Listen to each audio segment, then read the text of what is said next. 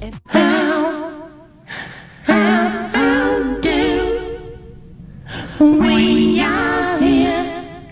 You are there with Allan Beswick.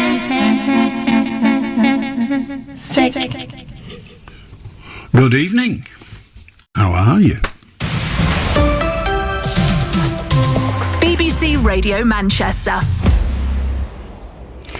And here we are once again, ready to take part, I hope in your case, definitely in mine, in the phone-in. The telephone number, if you wish to join, is 0800 218 2255. It's the only way you can take part. We don't do all that other stuff. We leave that to everybody else. We don't bother. Rishi Sunak says that the India trade deal is not a given as he arrives in Delhi.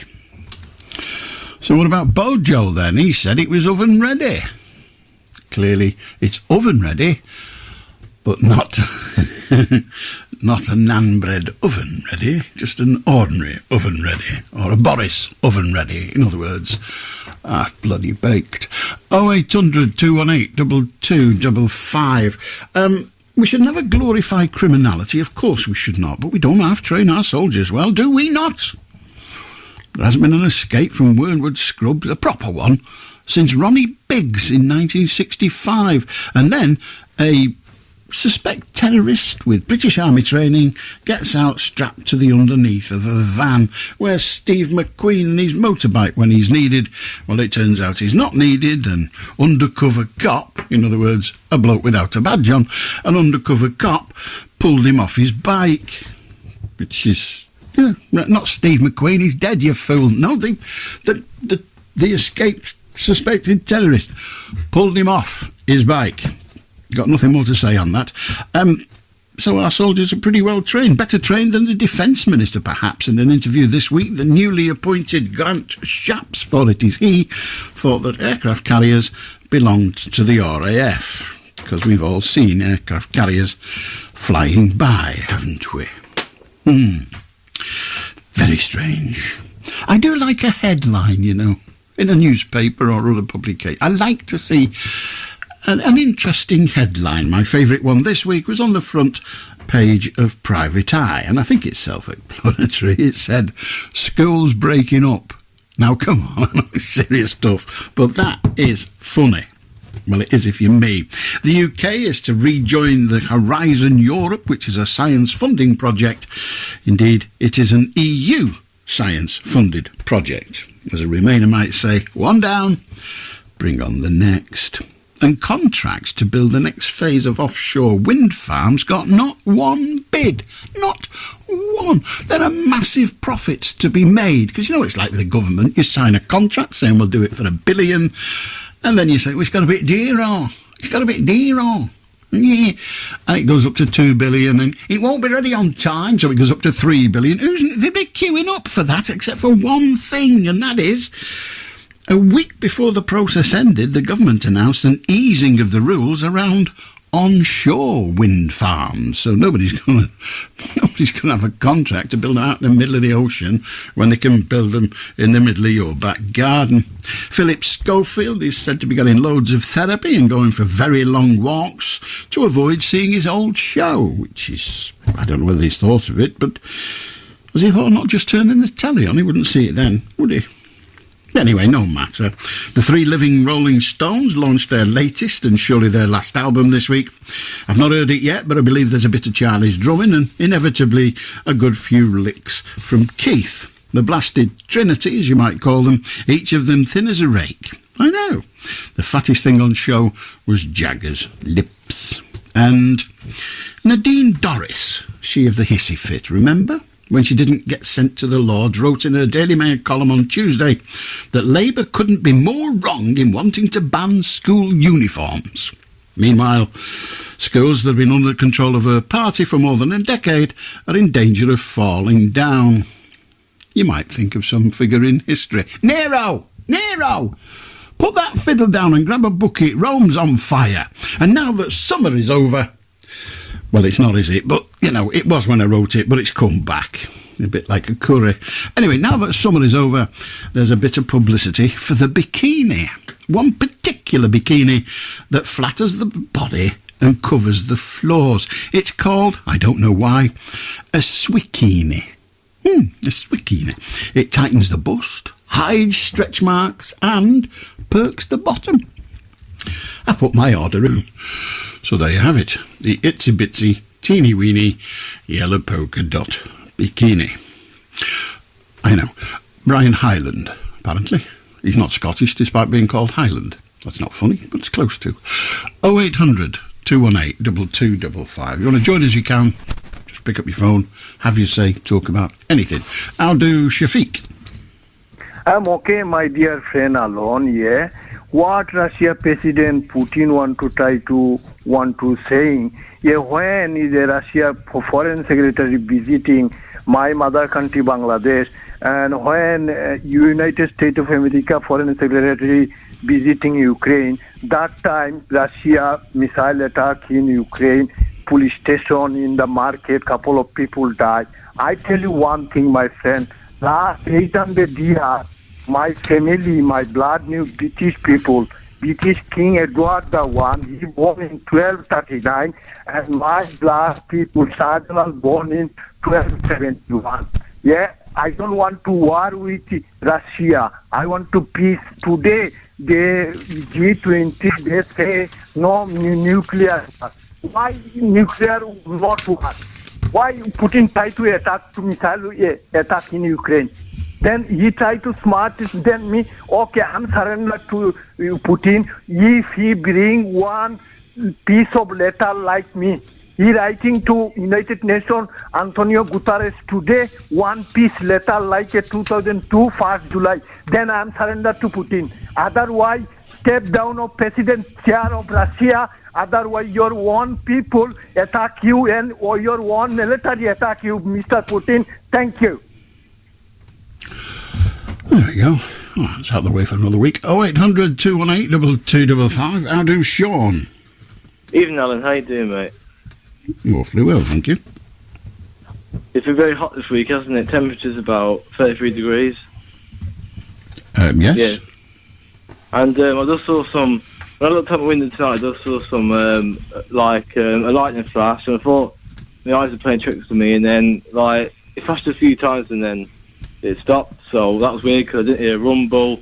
It wasn't raining, so I was like, what's going on? It's weird.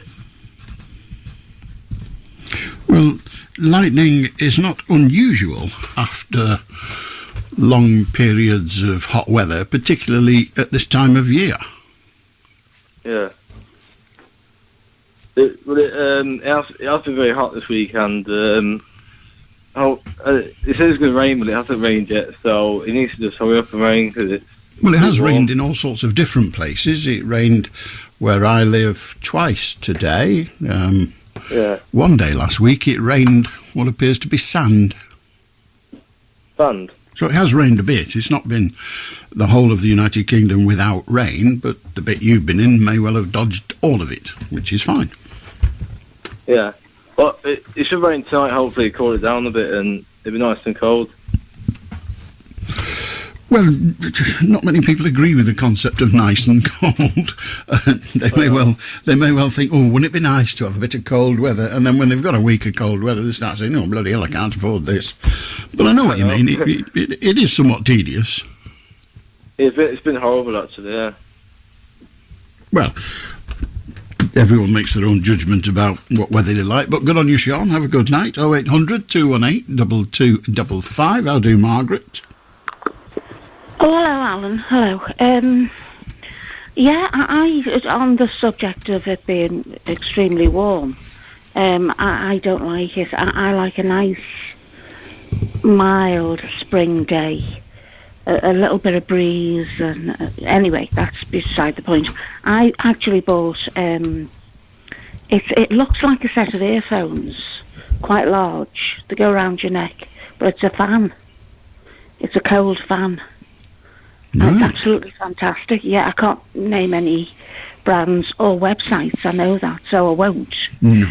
But okay. I walked the dog today. It was around about 4 o'clock. So I suppose it wasn't that hot, midday being the warmest part of the day, I think. but I was extremely comfortable. So look for the fantastic. If you don't mind looking like an idiot as I did today, you'll feel very comfortable. It's a fabulous little thing, and not too expensive. But I didn't phone up about that. Okay. It's the fan thing is fabulous. Honestly, fabulous. I don't exaggerate. I was very, very comfortable. All right, we've got that. So what was it? You said this wasn't really what you phoned up for. Right, so what I'll did you get phone on up to for? that. Yeah, I will tell you. Good. Yeah, so I just wondered. It seemed like almost immediately the escapee escaped. We were told how he escaped. He strapped himself to the underside of a lorry that had pulled into the prison. How did they know? How did they know that was what he did? Yeah. They didn't know Because straight it seemed away. it seemed like that. They said, Well, it, the well, it first wasn't. news I heard was, okay, go on. Well, what happened was, and we don't know how he managed to get himself strapped underneath the van, but the van left the prison grounds in the normal manner, with him hanging underneath it, and they then noticed in his place of work, the kitchen, there was a body short, and it was he. So they searched the prison. And when they searched the prison and found him not, they then notified the police, and they said, well, what was the last thing to leave the prison? And they said it was the bread van, or whatever the hell van it was. And they said, right, and they kept an eye open for it. Yeah. And then they saw it, and they know which one it was because they have a number, and then they stopped it, and there were all these straps hanging down underneath. I've got Two it and now. two together, It and just, this time made four. Yes, yeah, I've got it, yeah. It's my fault, I just didn't understand it. I didn't get it initially. I thought he strapped himself. Why didn't he stop him strapping himself to the underside of the lorry? If they knew how he got out, why did they allow him? Anyway. Well, they only knew how he got out afterwards. I didn't understand. I understand now. Yes, I do understand now. What nobody understands, and I don't know why this is the case, but if you go to any secure place these days, they have a mirror on a stick that they use to look under your vehicle. Well, clearly nobody did that, or else a bloke did it with Braille. Yeah, simple solution, yeah. It is. Excuse me, I think there's something wrong with this lorry. There's some bloke hanging off it. Yeah. But they apparently didn't look, and well, he must have. In a way, I mean, we don't know. Sorry, in a way you can understand, because you wouldn't think of looking under a bread van for a terrorist. Well, but they should, I suppose. They do. They're supposed to check everything. Years and years ago, when I was on leave from the army, I drove a lorry for a company, only for a day or two. And one of the things they did was they took food to Strangeways. And we would get to Strangeways. That was their excuse. No, that's what they said anyway. Well, I think they let me out, so it was okay. The women's one. I was thinking of the women's one, Holly. Yeah, sorry, go on. You get inside, and there's not much room inside, but you get inside, and you then have your lorry, and they check it with mirrors and all of that as you're going in. They have like what they call the well, I think it's called, the void, which is between the two gates, and they check all the vehicle then. Then you go to the other side, and a prison officer gets in the vehicle with you to drive, so that you then drive to the kitchen, and then you do the unloading and all of that, and then you drive back, and the prison officer lets you out, and then they inspect the lorry again to make sure nobody's strapped himself to the underside. But clearly they didn't do that, which is just ludicrous. Obviously not. I suppose so, yeah. But as I say, I wasn't thinking straight, not for the first time. Anyway, before I go, I've got a joke for you. Now, the joke isn't fantastic. Yeah, it's not fantastic, but I think you'll be interested where I heard it. And also, it's in the delivery. I can't tell jokes to save my life.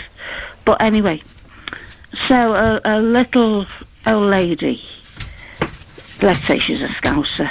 Not that I'm thinking of myself here, but she's walking home. She's had a long day. She's got her shopping, and she's going home, ready for a nice cup of tea. and a man jumps out in front of her wearing an old dirty Mac. And so she just stood there, you know, thinking, oh, God, I just want a cup of tea. Anyway, he rips the Mac open.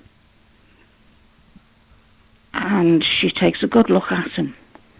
And she just said, oh, my God, she said, you call that a lining? Yeah, this is where you go. All right, well, yeah, we'll wear it. Thank you very much. How do, Roy? Right, Alan, mate. How are you? Awfully well, thank you. It's my birthday next Sunday, mate. You know what I mean? Yeah. I'm 46 here next Monday, mate. Yeah. Okay. Yeah. The weather's getting nice, lad, isn't it, bro? Yeah. It's changing, lad, isn't it? Well, yes, it's changed a bit. How are you, mate? You okay, yeah? Awfully well. Yeah, I'm very well, thank you. Yeah. Good, yeah. The weeks are flying, aren't they, lad? Yeah. Well,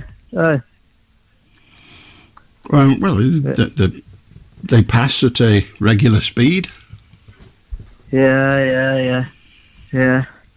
In England, Johnny's just about to draw there last night, mate, didn't you, lad? Yeah. England, they drew, lad. What, at football? Yeah. Right. I didn't know. I don't pay much heed to it. I don't want you to leave it today, John, mate, because I listen to you every Saturday, mate. Do you know what I mean? I don't want you to leave because I used to speak to Pete Price, but I think he's retired now, mate. On the radio, bro. Do you know what I mean? Well, I know what retired means, and I know that he's not on the radio station he used to be. So yes. Yeah. I'm 46, actually, but I'm not looking forward to it because you said, yeah. My mum's gone after 7 years, bro. Do you know what I mean? Yeah. It's terrible, like. Do you know what I mean, bro? But I'm still coping, but you just got to get on with it all, mate. Do you know what I mean, like, yeah. That is exactly so. You must just keep coping and getting on with it. Good to hear from you, Roy. How do, Tony? Hey, Alan, you okay? Very well, thank you. Good on you. I go to a local country park. Probably one you might have been to, because you live around here. There's thousands of geese, swans, seagulls, pigeons, they're all there. Herons, beautiful place. The geese, you can't tell them apart. How do they pick a partner and why do they fight each other? I suppose they can tell each other apart. Right. Why do they fight each other? Perhaps they just don't like each other. Perhaps they're fighting over food. Perhaps they're fighting over who gets the pretty one. I've no idea. That's the thing, though. There's no pretty ones. You can't tell apart. Well, not by your judgment, but I suppose we all look the same to them. Yeah. Oh, it's a weird one. It's a weird one. But they stick together for life once they've got the partner. Like swans, 100 years they live. 100 years? I didn't think that geese lived 100 years. I mean, quite a lot of them died just round about November. Oh, swans, they live a long time. I didn't think it was 100 years, but you may be right. I'm not an authority on swans, not by any means. I'm pretty sure it's 100 years. You're good electrical phone in with that one. Well, that's a possibility. I've just looked it up, and you're out, but not by much. In fact, you're out by 0. The 0, unfortunately, is at the end of the list of numbers.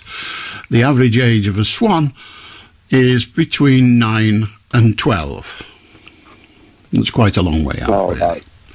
There have been many examples of them living into their 20s and even occasionally their early 30s, but even then, you're 65 plus years out. But close. No cigar, mind. So I've got some wrong info off somebody somewhere along the line. Well, you can blame somebody else if you wish, yeah? You mentioned the Rolling Stones before. I did. There was a programme on this week on one of your BBC channels. It could have been yours or Radio 2. They asked about how they get on after 60 years together. What do they talk about? And he said, we talk about nothing. The best thing to do is not talk till we get on. So they don't talk to each other. No. That's not unusual. Yeah. If they don't talk, we get on better. So they don't offend each other, he said. Yep. Well, the two principal songwriters have quite a record of falling out with each other. Indeed, they didn't speak to each other for years. Yeah. Yeah. Now then, all this thing that's going on with the Earth at the moment, or as we call it, Mother Earth, floods, storms, typhoons, earthquakes, all that. Is this something that Mother Earth is giving us back because we're not behaving?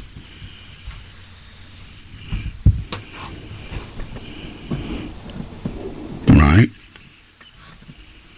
What do you think?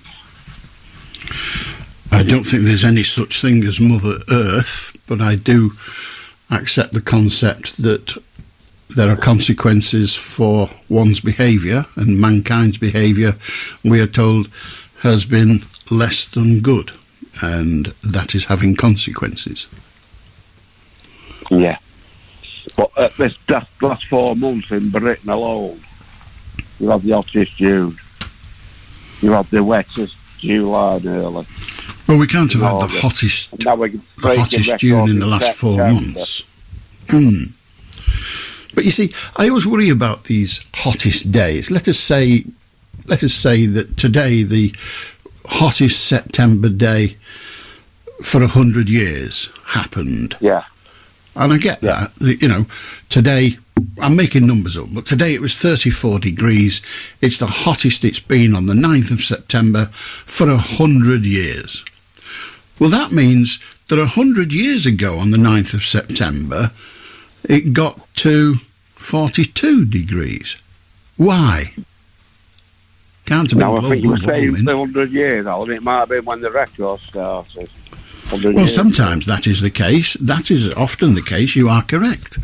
But equally, they frequently say the last time it was this hot was in 19 whatever, 18 whatever, or, as you say, when records began. Yeah. But there's something going on all over the world. 80 years, typhoons in America and all that. They've never seen floods, China, blah, blah, blah.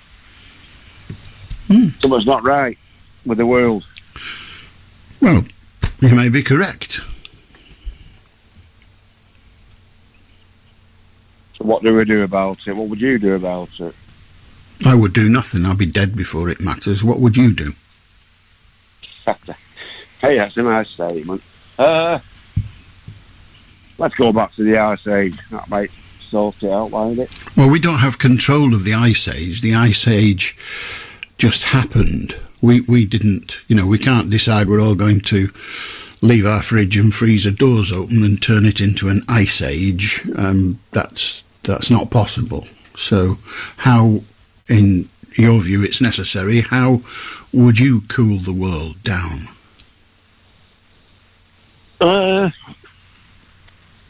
We can't keep burning fossil fuels and all the rest of it. We've got the windmills now and all the rest of it. Let's use them. Well, yes, but that's fine if we. World, not just Britain. Well, it isn't. It isn't just Britain. The first windmills, as you described them, that I saw were in Spain. So it's not just Britain. Spain had them before we did. But there are parts of the world. I mean, one of the countries that is developing what we might call unpoisonous energy more than any other is China, but then they're polluting more than anybody else as well. Yeah, and they didn't turn up to the G20 summit this week like Russia. Well, that's another story, isn't it? Indeed, I mean, basically, why would anybody go to a big money-grubbing hot air festival, whether it's in India or anywhere else? Why bother? It's not going to do anything. Yeah. Okay, Alan, thanks for your time, mate. All right. Ta-ra. How do Ian? Oh, hello, Alan. Hi. Can you hear me? Yeah. Yes. What I want to talk about is euthanasia. Okay. Before I go any further, I realise it's a very difficult subject. Not really. It's just another subject, but go on. Yeah. Well, what happened? My mother had dementia. And I went to visit her yesterday in a care home. She's in a terrible state. She's suffering. And when I came away from that visit, I sort of found myself. I had a little prayer, just wishing that she was at peace. And because she's not going to get better, it's just not going to happen. And at that moment in time, if there was an injection I could give her, I would have done it. And there's when I went to the care home, there's also other people, similar circumstances. I just think it's time the politicians had a serious look at it, because in other countries it is allowed. I don't have all the answers, but it's just something I think that the politicians really should have a look at. Okay.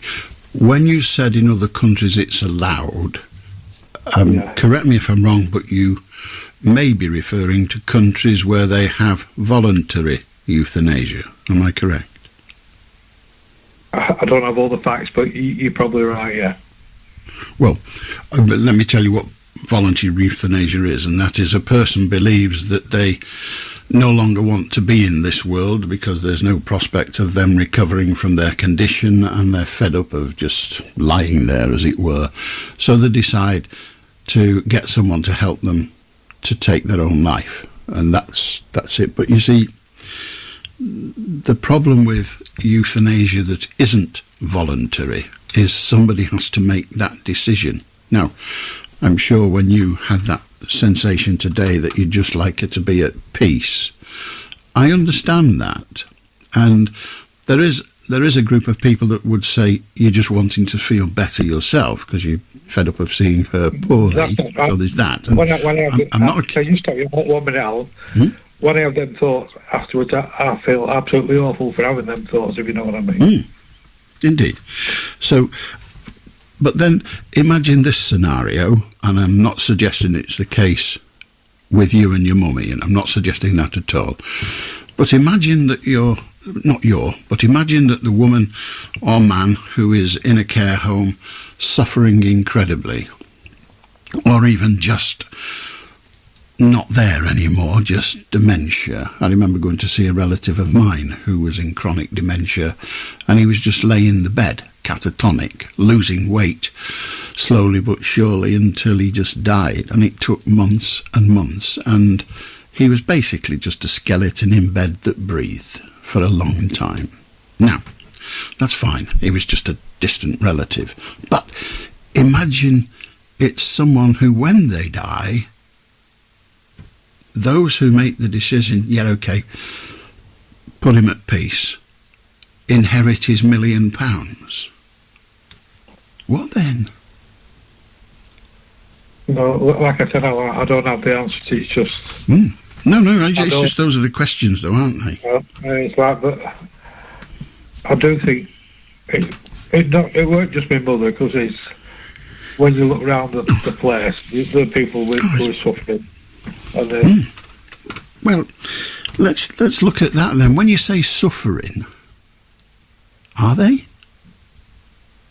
My mother was definitely. Is she in pain? Very concrete. emotionally, yes, she was bursting into tears and she didn't even know what she was crying about. Right. And, it sounds horrible. It sounds absolutely horrible. it is, and, And dementia is probably the worst thing I can imagine for an individual, be it me or the people around me, as it were. I just watching a person you care about slowly disappear is ghastly, absolutely ghastly. And they do disappear. They're just gone. They're not there anymore. I've seen it, over the last 3 years. It's from start to where it is now, and I just think if I could have given an injection that day, yesterday, I would have done. But I also think if it were me, I'd like to, just put at peace. Oh, it's awful. Good to talk to you, Ian, and everybody listening to this is thinking you've got a horrible job of just being around your mum. It's awful, I know. Good to talk to you. 0800 218 2255. Ian is not an horrid man. He's not a killer. He's not anything horrible. He's just a man who cares about his mum, who suffers from dementia and has a very, very horrible lifestyle. Just a horrible set of life circumstances from where he's looking, and thinks that perhaps there ought to be a process by which we can say, no, it's time for them to go. What do you say? 0800 218 2255. How do Emily? Hello, how are you? Oh, yeah. Very well, thank you. Good. I want to talk mainly about the escaped terrorist. But after I've got to stop you a second. He's only a suspect terrorist. He's not convicted of anything yet. So. Suspected terrorist. But after listening to Ian, I just briefly want to touch on dementia and Alzheimer's. Okay. First of all, what it's worth, sending compassionate vibes to Ian and everybody out there who's listening, who's having to deal with a loved one who has dementia or Alzheimer's. A family friend of ours died of vascular dementia. And what you described from that distant relative of yours, the last few times we saw them, because lockdown happened in between, so there was like an entire year period we couldn't see them. Yeah. They were like that. They were just laying in the bed, staring into space, almost skeletal. And it was so distressing. Do you know what I mean? And I say, thankfully, the last time we saw them, which was in January 2022, there was a phone call to their brother in the middle of the night, early in February, to say that they died. And I just felt they're at peace now. You know what I mean? Because it was so excruciatingly distressing to just look at them in that situation, and you remembered how they were, and they had the most active mind, and they could remember all these things, and they were a lot older than me. They were 77 when they died. But I like talking with older people, I like hearing their old stories from when they were kids, and he was so great to have a conversation with. And then you look at that and it's a shell, and I just felt a relief. It's the cruelest disease. And as I said, compassionate vibes to Ian and to anybody out there listening who's having to deal with such a unbearably upsetting situation. Right. You said you wanted to talk about the escapee terrorist. See, I emphasised it then. Thank you, yes. Right, yeah. This is so weird and disturbing on several levels.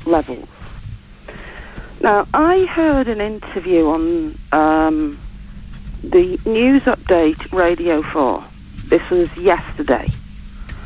And they had some fellow on who was like the former, I don't know, top overseer of the prison service or whatever. And there's a bloke on who used to be involved in counter-terrorism. And they both said, for a start, even though he's a suspected terrorist, like, why was he in a Category B prison when he should have been in the Category A prison? Mm-hmm. That's number one. Number two, he's in a Category B prison when he shouldn't be there. Why have they got him working somewhere like the kitchen where the door's opening frequently because there's deliveries, you know, they've got to throw garbage out and all that sort of stuff? Why wasn't he in a more secure part of the Category B prison that had no, apart from when they have their hour exercise a day or whatever they have now? There was no doors, there were secure doors, you know, you'd have to swipe them to get in with a, you know, a PIN number and stuff. Why wasn't he in one of, if they were going to stick him in a Category B prison to start off with, which apparently he should have been in the Category A prison, why didn't they have him in a part of the prison? You know, they could have had him working in the prison library. Why are they putting him somewhere where he's probably looking at that and he's seeing that door opening and he's working in there? They might allow him to throw the garbage out. He's out. Yeah, what was that all about? I mean, I'm thinking to myself, did he have help? Was this like an inside job? Did he have help?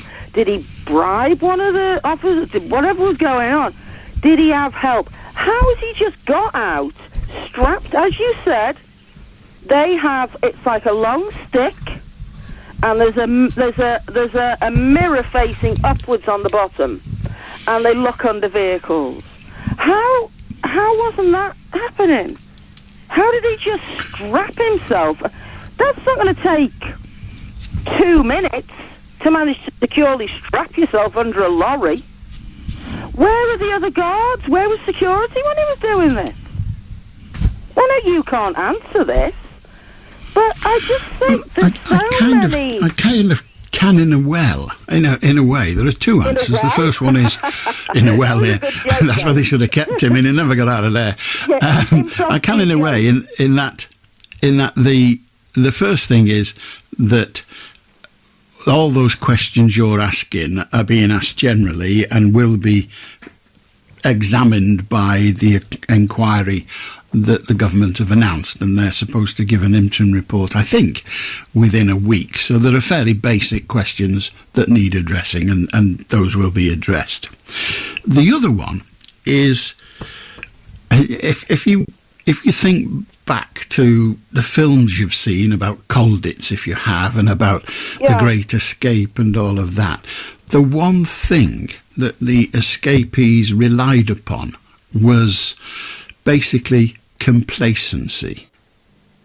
Yeah. And when we say that no one's escaped in that kind of manner from Wormwood Scrubs since 1965, well, if you believe the place is so secure that nobody's escaped from it for 60 years, then it's easy to become complacent. It's easy to Is that what they actually said? Is that an actual fact? What is what an actual fact? For 60 years from Wormwood Scrubs. Nobody's escaped in that manner. Somebody managed, again, complacency. Somebody managed to walk out the gate, just walk out, like those officers did out of Colditz. Just walked out. By the way, that's a great film, The Colditz Story, with John Mills. Indeed, it is. But what I'm saying is that complacency is the friend of the escapee. Most people become complacent at some point, and that's when there is room. You think there's a good chance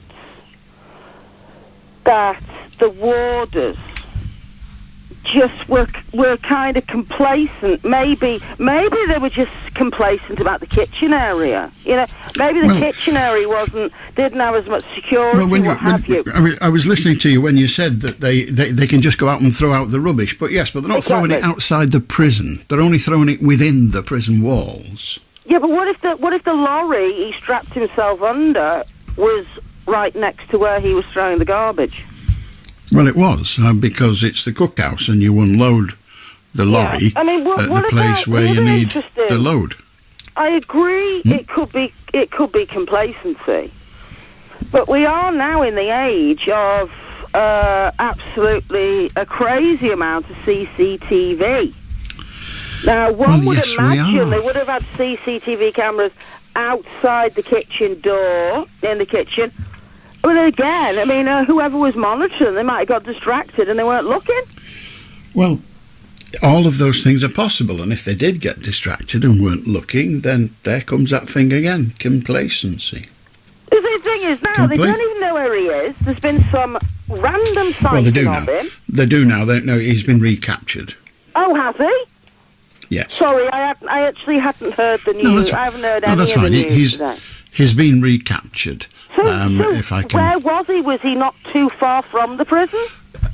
I don't think he was a long, long way away from the prison when he was caught. He was riding a bicycle. Bizarre. Indeed, riding a bicycle along, as I understand it. Still in the chef's clothing? No, I presume not. But riding a bicycle along a canal towpath is how I understand it, and an undercover police officer, presumably fully expecting him to be there, pulled him off his bicycle.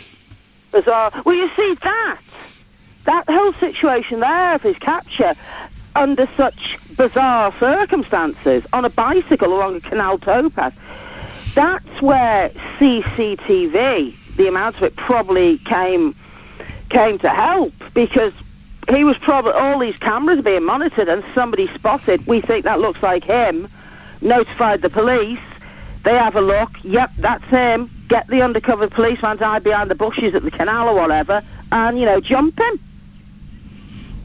Well, all of that is true, but if you're undercover and out of uniform, then you don't have to hide. The whole idea is that you're out in the open. We don't know. If it's like a canal, he could have just been, I don't know, just standing there, whatever. They really need to be careful that this doesn't happen again, because the next one that gets out might be even more dangerous than this one. And then, well, if we have to wait, national terror alert then. Well, if we have to wait another 30-odd years, 60-odd years, then maybe it's not as big a worry as we thought. But good to talk to you, Emily. Have a good night. But it is true, complacency is the escapee's friend. And once they're out, of course, that complacency disappears and everybody is on top-notch behaviour and does everything according to the book and beyond. And that's when they start to catch them again. How do, Sam? Well, Alan, can you tell me, when the NHS or any other public body gets fined when they go to court for misdemeanours, they get fined all this money, millions and thousands. That seems futile, because it's taking money from the NHS or any other organisation. Yes. What would you do instead? I mean, you are correct. If the NHS gets fined, then it comes out of the NHS budget. So, what would you do instead? Fine the managers. Do what? Sorry. Fine the managers. Yeah, that's often not always possible. Well, other than that, I'd just sack them. It may well be that they will sack them. Part of the problem at the moment is if they sack them, all they do is create a hole, because they're not able to get anyone to fill the jobs they've got. So sacking people isn't a good idea either. Well, if they're not good at their job, you sack them. Well, the issue of whether they're any good at their job, but you can't just say, oh, right, I don't think you're very good at your job, you're sacked. You have to you'd end up at a tribunal, and then the tribunals would make all the decisions and everything else, and you'd have to eventually, rather than pin the blame on an organisation, you'd have to pin it on one person. Now, which person would that be? Would it be the nurse that did the terrible things, or the incompetence, or would it be the person who trained that nurse? Are you going to sack them because they trained them, clearly didn't train them well enough? Do you sack the manager of the ward, or do you sack the manager of the ward, or do you, every time there's a problem and the hospital gets fined, you sack the chief executive? What do you do? How do you decide which individual is the one that you're going to sack? Well, I think if you've got an inquiry going on, you find out from the inquiry who the guilty parties were. Oh, well, you don't really. The inquiry finds out what went wrong. It rarely attributes blame to named and specific individuals. I know there's no teeth in these inquiries. They're scared to name the people who are responsible. No, they're not scared. They just are not in a position to. Sometimes it's a collection of people making minor errors, which, when all added together, make a big error.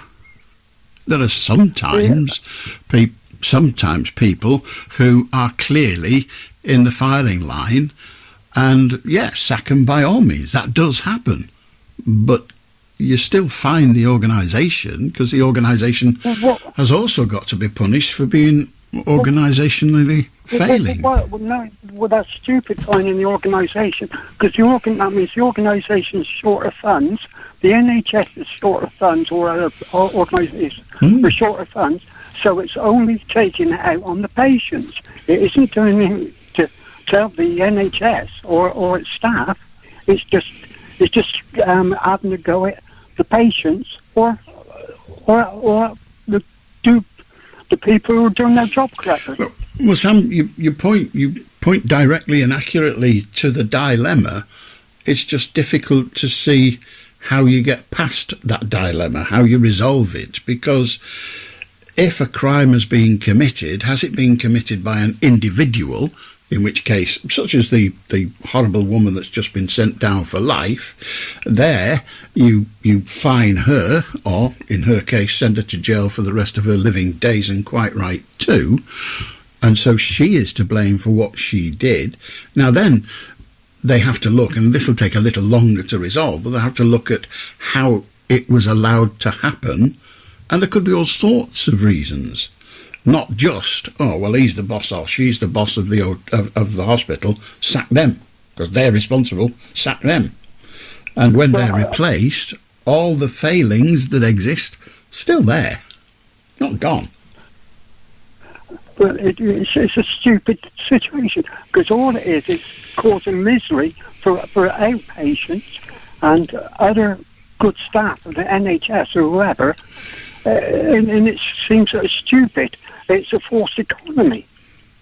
It's difficult to argue with you and say, yes, it is sensible that when the NHS does something wrong, we find the NHS, which is basically the last thing the NHS needs, is less money. You are absolutely right when you point to the dilemma. The problem is finding out what to do instead. And at least sorry. Go on. No, please, go on. The least you can do is stop finding the NHS and find out we've got enough brains in the government in the world to suss something else out instead of finding the NHS, where it's a forced economy. Well, Sam, I agree with the dilemma you point up. I challenge you strongly when you say we've got enough brains in the government. You do know we're talking about politicians, don't you? Oh, yeah, well, yeah, I got you. Have a good night, Sam. How do, Lawrence? Hello there. Hello there. Hello? Yeah. Hello. What I'm phoning about is all the time continuous. We keep on getting this well, we did keep on getting this story about this so-called alleged possible terrorist, which is going to ruin our lives forever and all the rest of it. But nobody's coming out with the fact that none of the police have been done for the crimes they have committed, like the crime of putting Stefan Kiszko in prison for 20-odd years, yeah, a mentally ill man put in prison for all them years for a murder that he did not commit. And the copper who set him up on that admitted that he set him up by saying that his sperm was live when his sperm wasn't live. It had been dead since he ever could produce sperm. You know what I mean? Now, nothing gets done to these coppers who convict people. I mean, you've got a recent case of the guy which has done 19 years for rape under false allegations and all the rest of it. But nothing gets done to them. They get away. They do this. They crucify people to get their extra wage or whatever. And nothing gets done to them at all. Where if you'd done your job so badly, you think you'd be able to just sit there, or do you think you'd have handcuffs around you and lock you up? I don't know that they'd handcuff me for doing my job badly, because it's not that important, but whether I do it badly or well, they will make the judgments. But I do take your point. I do take your point that there are police officers who have done disgraceful things and seemingly have, for all intents and purposes, got away with it. It's not a point that can be argued against. In Northern Ireland, you know what happened in Northern Ireland for years and years and years. We know what happened with the Hillsborough disaster. All these things will happen, and nobody pays for it. You got a chief inspector in Northern Ireland give his job up in the last week because his should we say his information one of the best. Well, I think the person you're referring to isn't the chief inspector in Northern Ireland. I think it's chief constable, but that's an identifiable individual, and there will be an inquiry into the role of the police service of Northern Ireland, and we must wait till the end of that before we can comment on the chief constable's involvement in any failings. But good to hear from you, Lawrence. How do, Andy? Hello, Alan. Can I talk about euthanasia, please? Please do. Well, I think none of us have asked to be born into this world, but I do think we should have a right to say how we leave it. And I don't want to be a person that dribbles away in a nursing home, just dying, existing, as it were. Want to end my life on a good note, if you can. Okay, and here's the problem. You say you don't want to end your life wasting away in a nursing home, and that's understandable. At what point would you like the ability to say, no, I'm not going to a nursing home, kill me now? Because to make that judgment, you're going to be fairly well ready, aren't you? You're going to be awake and up to it. I didn't quite put it quite right. So that was what I thought. That's what I'm trying to. That's why I'm trying to get you to readdress it and see if you can put it quite right. So if I was to die naturally, go through the full course of time, which no one can predict, 76, 80 years, and I naturally die, that's great. But if I was to get Alzheimer's, and you know you're going to get Alzheimer's, or you get Parkinson's, or MS, or whatever, why would you want to suffer motor neuron disease, suffer dying? People... It's not nice for people. You've watched somebody die. Ian did at the top of the show. He's watching his mother die. I've done it. It's not a nice thing, and it's not nice for the person who's dying.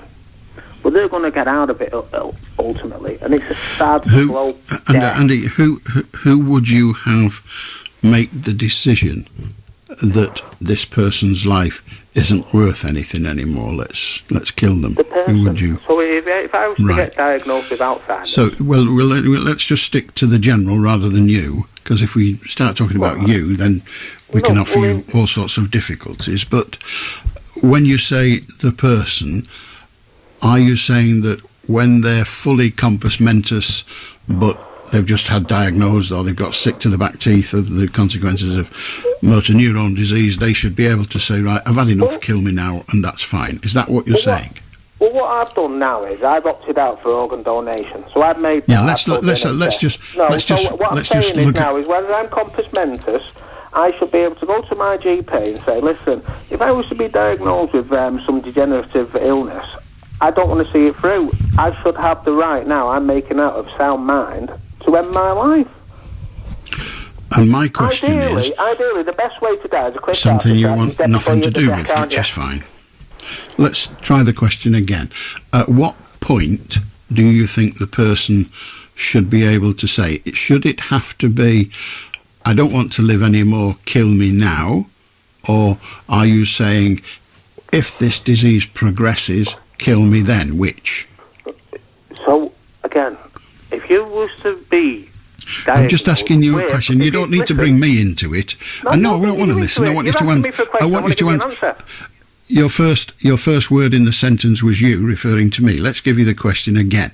Do you want the person to be able to say, kill me now, or kill me at some point in the future when this condition worsens? Which? If a person got the results for a terminal disease, a person, whatever it is, shouldn't they be given the right then to decide with the doctor, consultant or whatever? Because let's face it, the majority of doctors are in favour of... Carry on with the sentence. Don't go in the sidebar of doctors. Just tell me what you think they should have the right to do at that point. They've just been diagnosed with a terminal illness.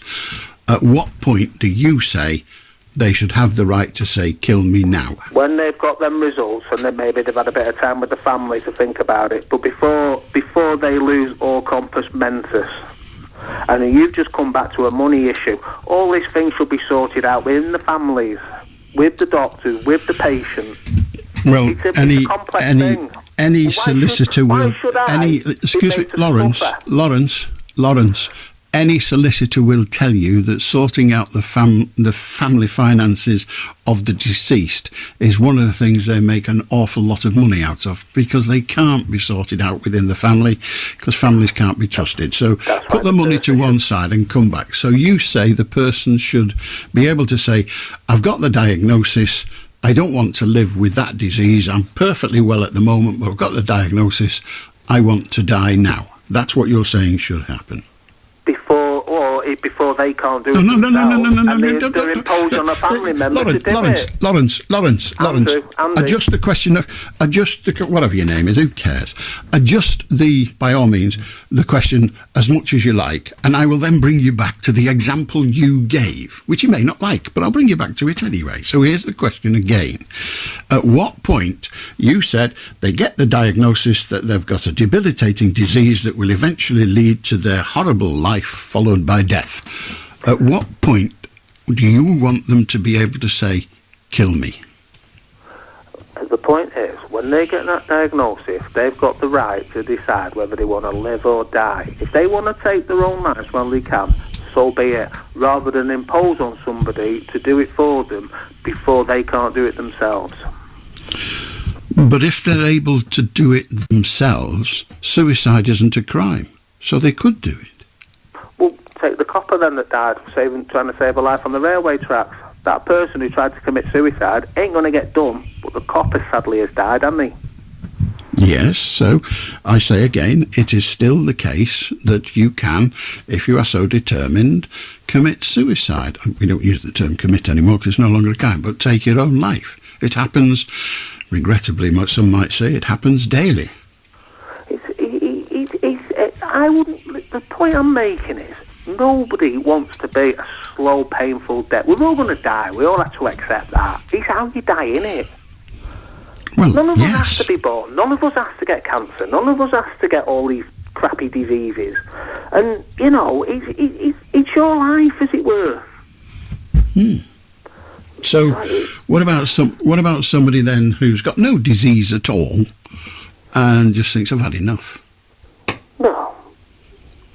Well, that's their life, isn't it? That's the decision they want to make. It is their life. It is their life. Now, once we've got the position where we've given an individual, under your system, the right to take their life, well, they've already got the right to take their life, but to have somebody else take their life for them at some point. Do you have a list of diseases? How about chronic depression? You're expanding, aren't you? It's an illness, isn't it? It comes down to the individual who's got the illness. It is an illness, and I'm asking you whether that would be included in the range. Then that's up to the person. I think... I don't know. No. The legislation isn't up to the person. The legislation is what we're discussing, and I'm asking you what you want the legislation to say. So the legislation is made by the government. Yeah. I'm aware of that, but thank you. And I think the vast majority of doctors would like euthanasia or agree with it. Andy, you're not really in a position to... Put a cat down or a dog down, don't you? They're a family member.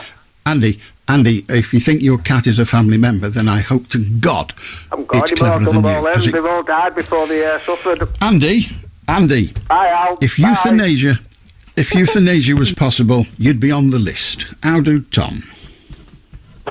Good evening, Alan. Isn't it? I have to laugh at that, sorry. Yes, good evening, hope you're well. I wanted to speak to you about parking. Now, I'll just paint the picture of the story before I ask you the actual question. Is this the cars or the cake? No, is it the what, sorry? The cars or the cake? The cars, yes, Okay. It's about the cars and the law surrounding this parking scenario. So I'll paint a picture. I live in a council flat, but it's within a gated community, and it's run by a tenant management organisation. Now, they're listed as a private company, and they're basically, as is what it says, a residence property management company they are. So, anyway, there's a gate at the top, and that's operated by Manchester City Council, and that's where the car park is. So, for where I live.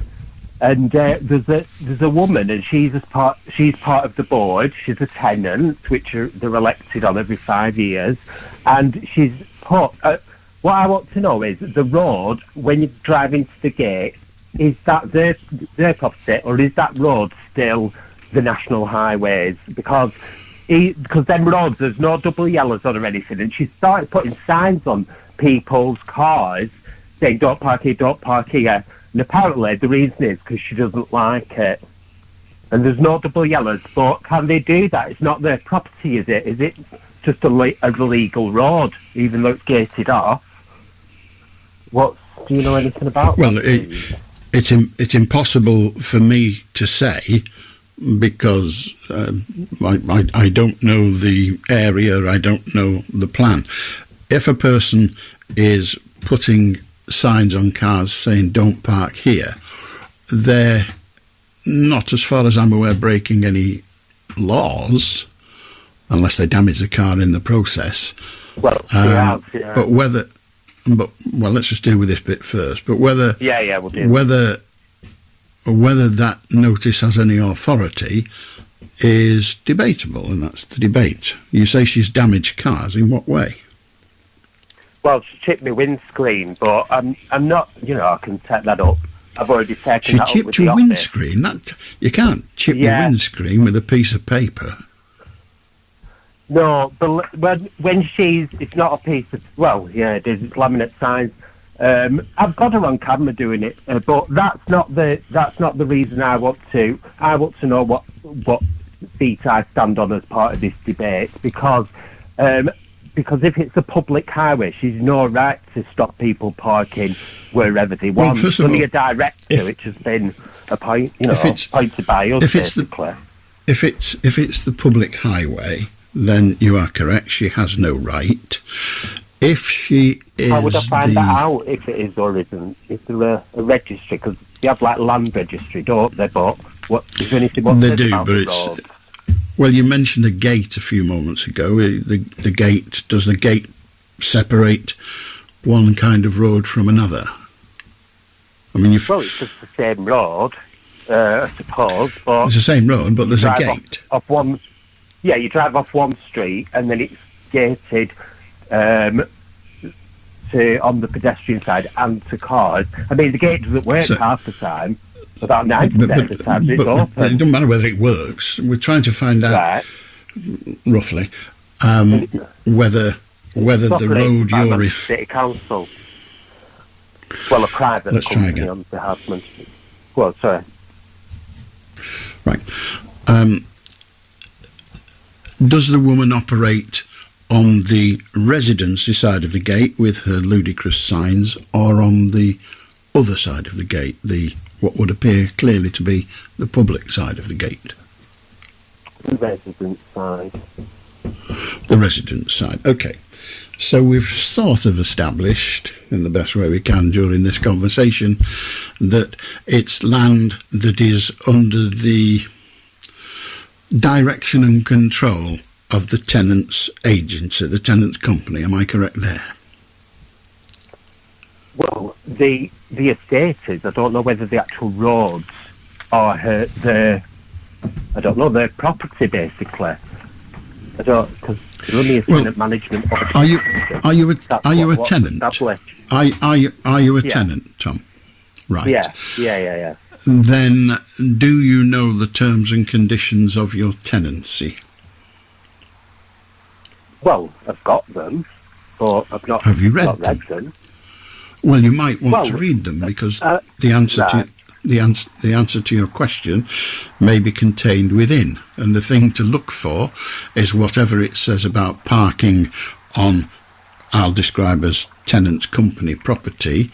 It might also have in there the way that rules and regulations within the tenancy are created. In other words, the tenant company may well be able to hold meetings, and at those meetings decide whether they're going to do various things, including how they might reasonably control the parking. And it is possible that they don't let any tenants into their annual general meeting within the estate. Because I tried to go last year and they refused us access. Do they publish minutes of the... No, I even requested a copy of the minutes, and I said about 30 days to respond. They never even responded. So you can't even view the minutes. Okay, well, again, I refer you to your tenancy agreement, because your tenancy agreement ought, if it is issued under the aegis of this company, ought to explain how the company is constituted and what involvement the tenants are entitled to. You said a little earlier, I remember you saying, we elect these people. Now, if you elect... That's a whole different sort of subject as well. The propaganda... Well, it was your words, Tom. I'm not making them up. You said she's a nobody. We elect them. So when there's an election, you presumably have a vote. Otherwise, you wouldn't have said, we elect them. So there's a whole different story I could go into there, Alan. Let me tell you, but I'd need about an hour. Well, it's all right, because, again, I say, you come back to your tenants' association or your tenants' contract, because if you are electing them, then you are electing them to run the agency, if you like, and... On behalf of the City Council, it is, yeah. So the vote was between Man City Council hang on. If you're electing them, then you're electing them to represent you and your fellow tenants, not Manchester City Council. Manchester City Council have their own elections. You may have heard of them.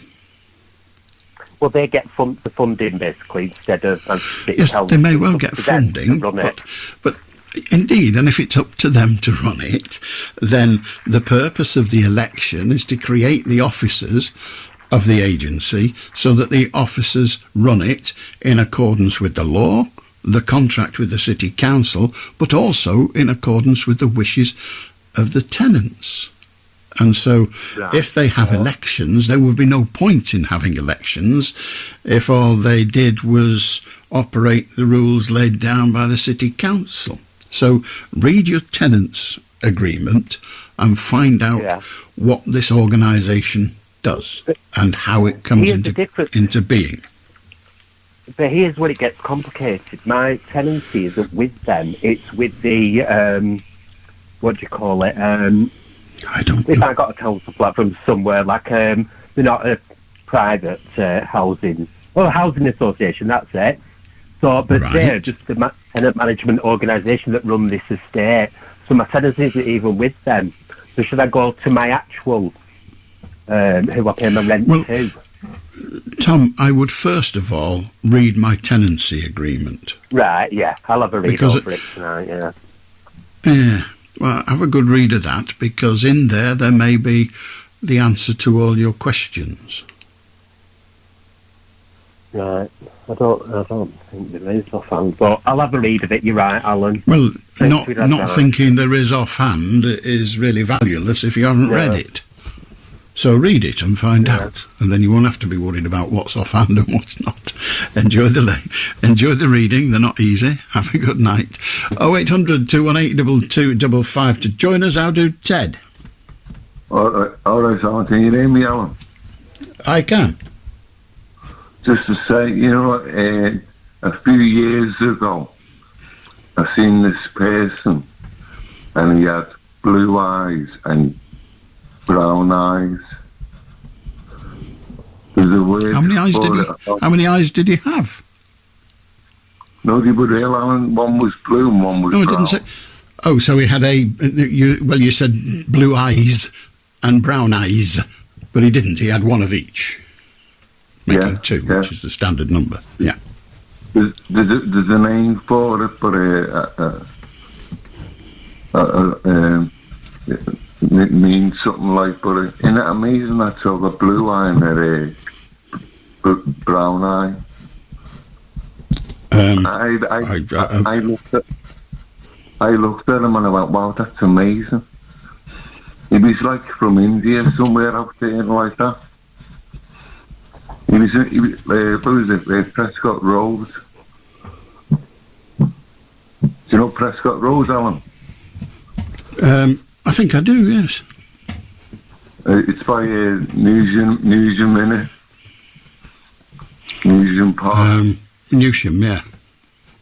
Well, there, Alan, I couldn't believe it. This is true, I was getting a shop and walking across by Shoe Road, by the gates there, walking through there, and all I had was a rollie, and have you seen Predator, Alan? What is that? It's a person that moves through the bushes and that, but you see like through him, but you can see he's there like. And I seen this person walking, and I could see his arms walking, but I could see like through him.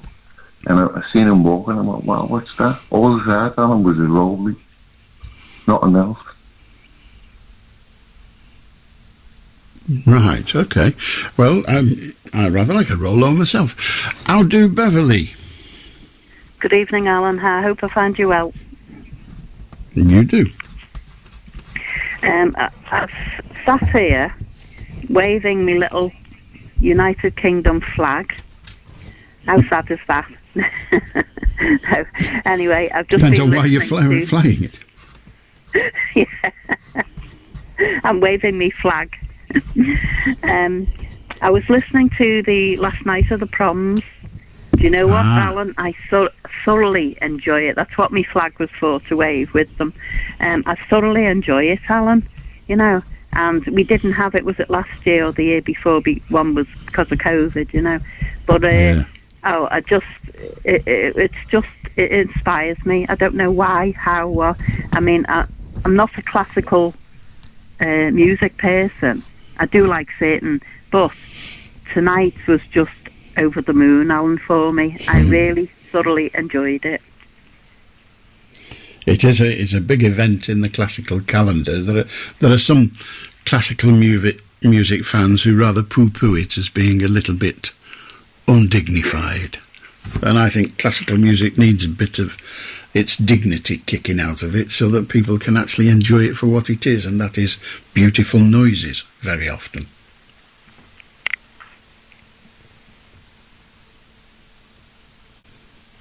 So which Hello? bit did you like the most? Hello, Beverly. Can you hear me? Yes, sorry. My phone went funny for a bit there. Well, there you go.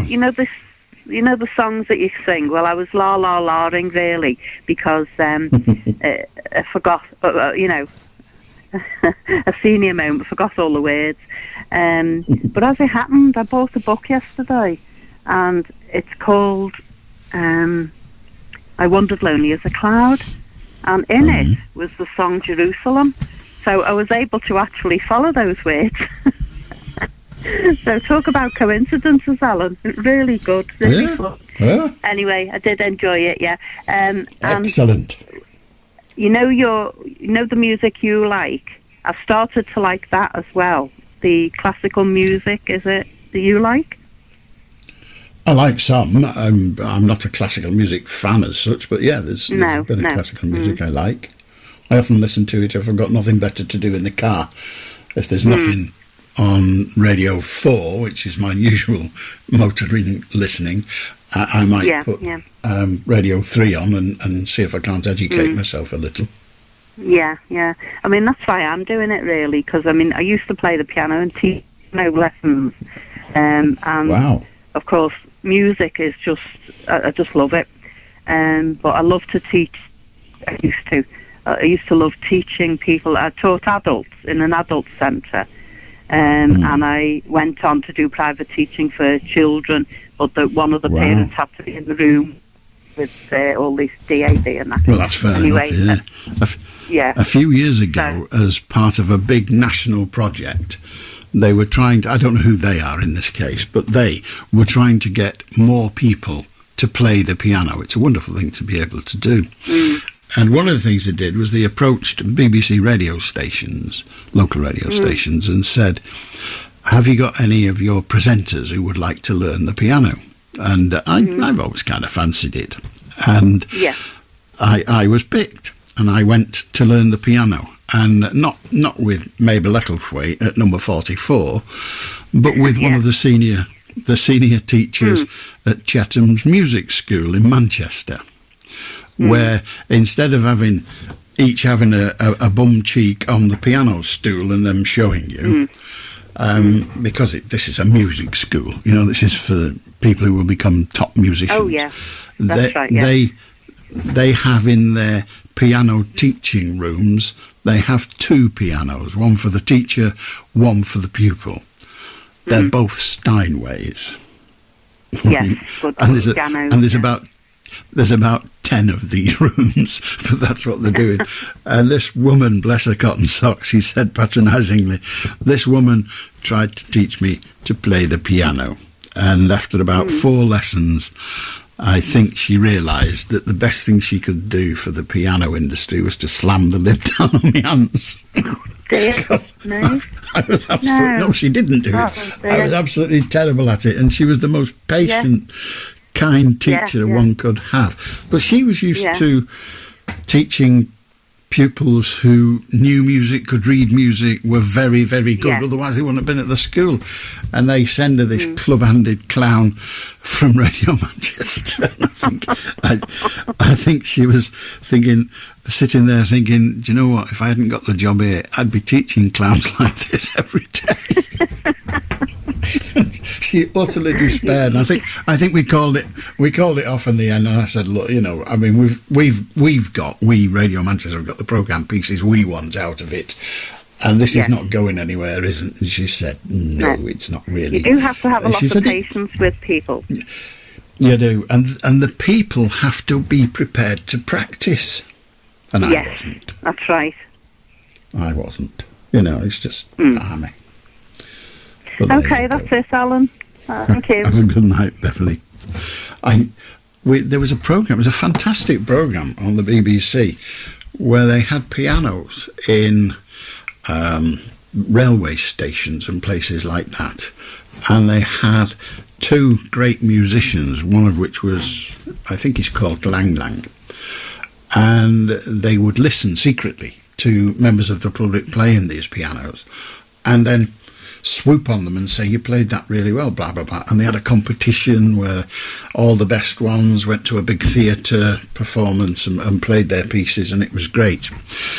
But this professional pianist, one of the best in the world, said that he practised as much as 6 hours a day. 6 hours a day. I can't think of anything I would do for 6 hours a day unless it was sit on my bum. Well, they're sat on the bum as well, but sit on my bum and do nothing. Extraordinary. I'll do Jessica. There's things I could do for 6 hours a day, but you'd cut me off the radio if I told you. Right then. It's probably best if you don't, Right. then, Jessica. Yeah, going back to the subject of suicide. Mm-hmm. This is a short poem by Dorothy Parker on the subject. Okay? The great Dorothy Parker. Go on. Razors pain you. The river's damp. Acid stain you. Drugs cause cramp. Guns ain't lawful.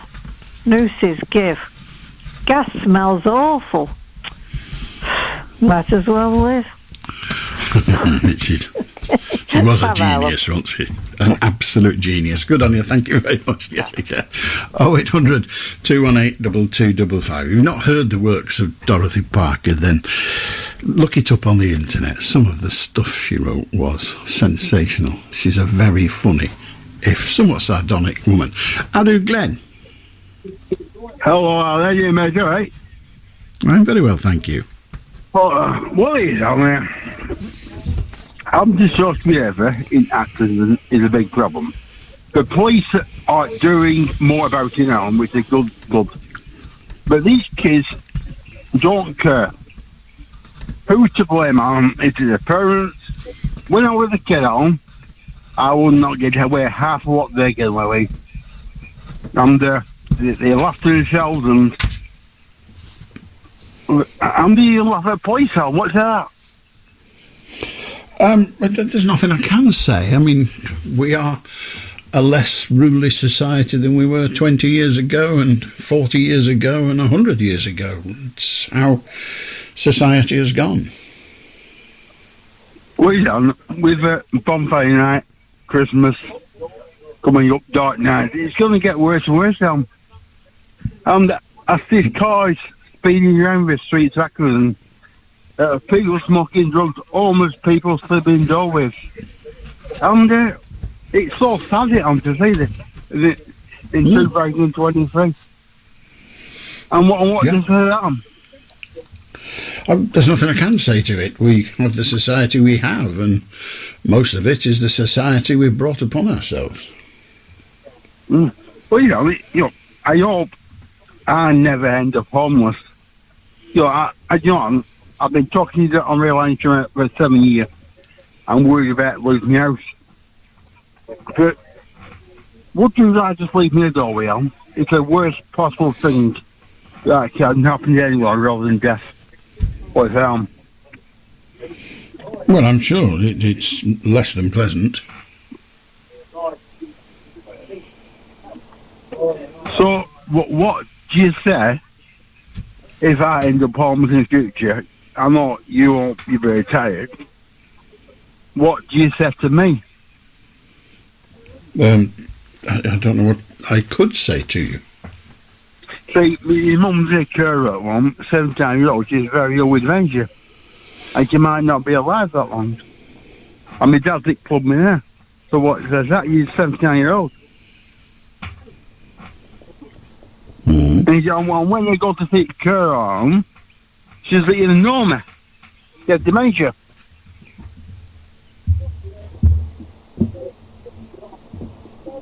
So what do you say that? Beyond that is awful. There's nothing anyone can say. The disease is a horrible thing. Yeah. And I'll do that, Tom. I'll do my best. I'll do Emily. Hello, I've come on again because what was her name? Was her name Michelle? She's talking about the Proms. Okay. She was just on before Jessica, yeah? Okay. Yeah, it's not about the Proms. Well, it's something I've always wanted to ask you because ever since I was about 10, I've loved opera. And I know you're partial to opera. Mm-hmm. And my very favourite opera out of all of them is Gaetano Donizetti's Lucia de Lammermoor, which is based on Sir Walter Scott's novel The Bride of Lammermoor. And in the book it's Edward and Lucy, and obviously in the opera it's Eduardo and Lucia. And that is my my personal favourite whole group of operas is Wagner, especially Tristan and Isolde. But my favourite is Lucia de Lammermoor by Gaetano Donizetti. And if you haven't heard that, I recommend it thoroughly to you. But do you have a favourite opera?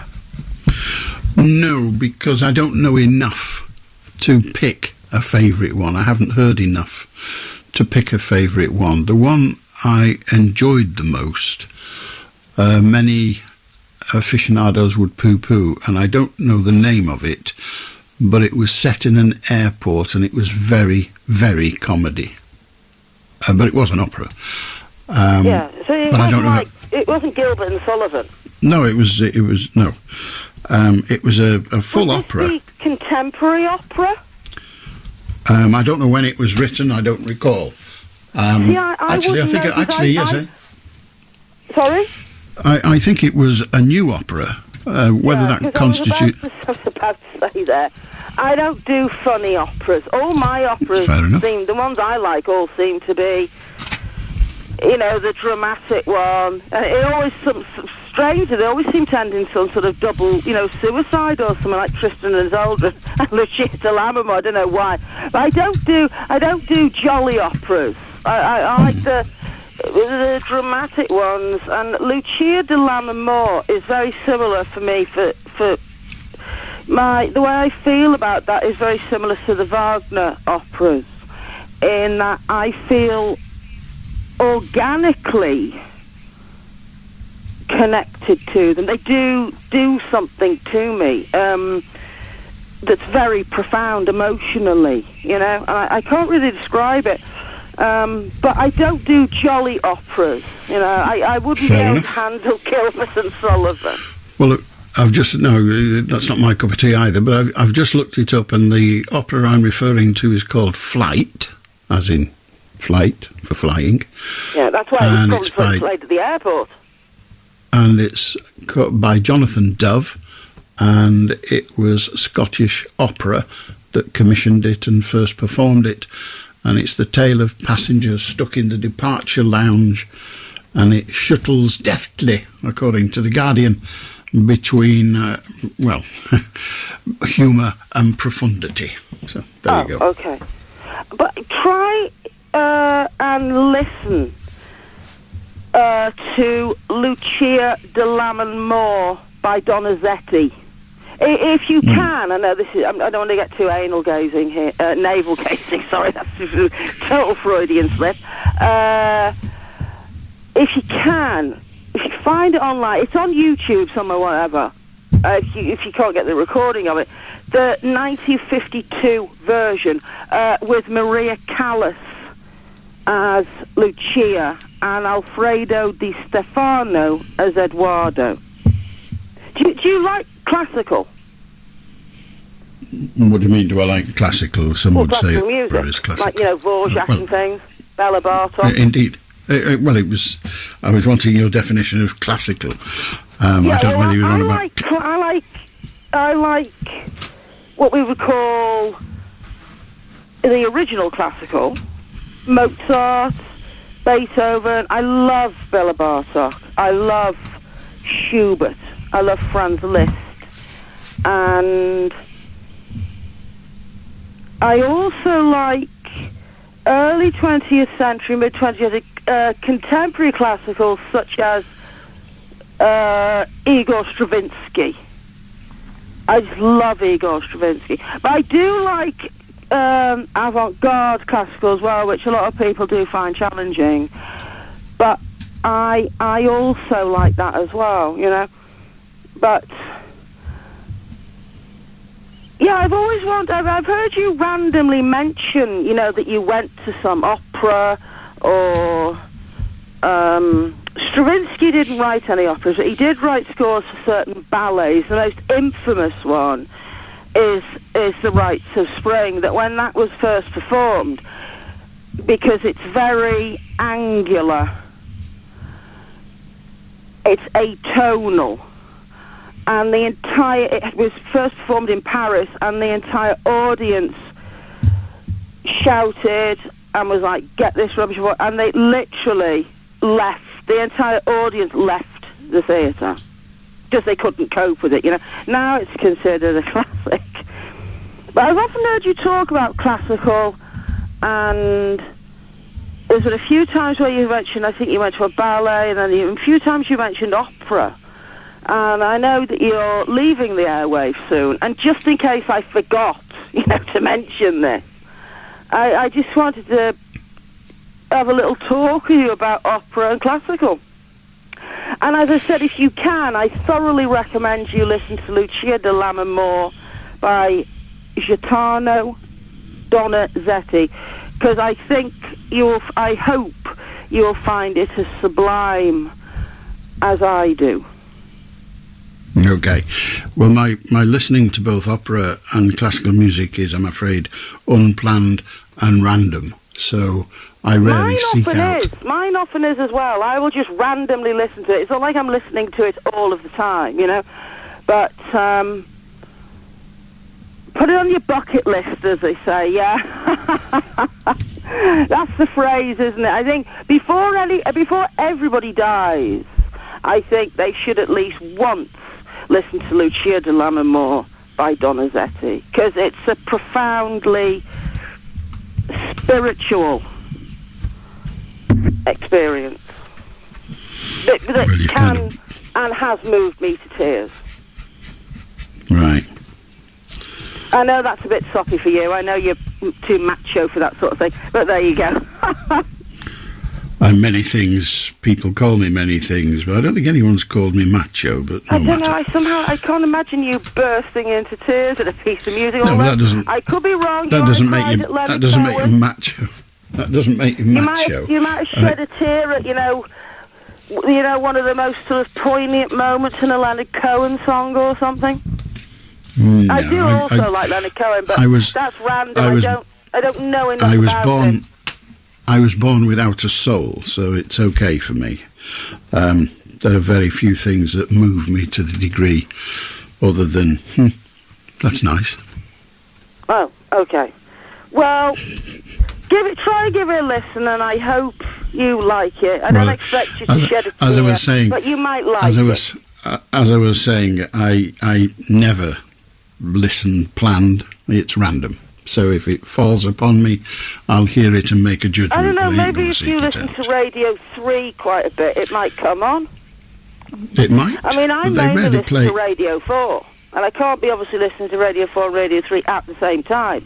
But I do often find in the night time during the week when Radio 3's on, they will play things like that at random, you know, and you might be able to catch it then, you know. Well, if it happens, it happens. Well, I hope it does. I'll cross fingers if it does. Okay. Okay, bye-bye. Bye-bye.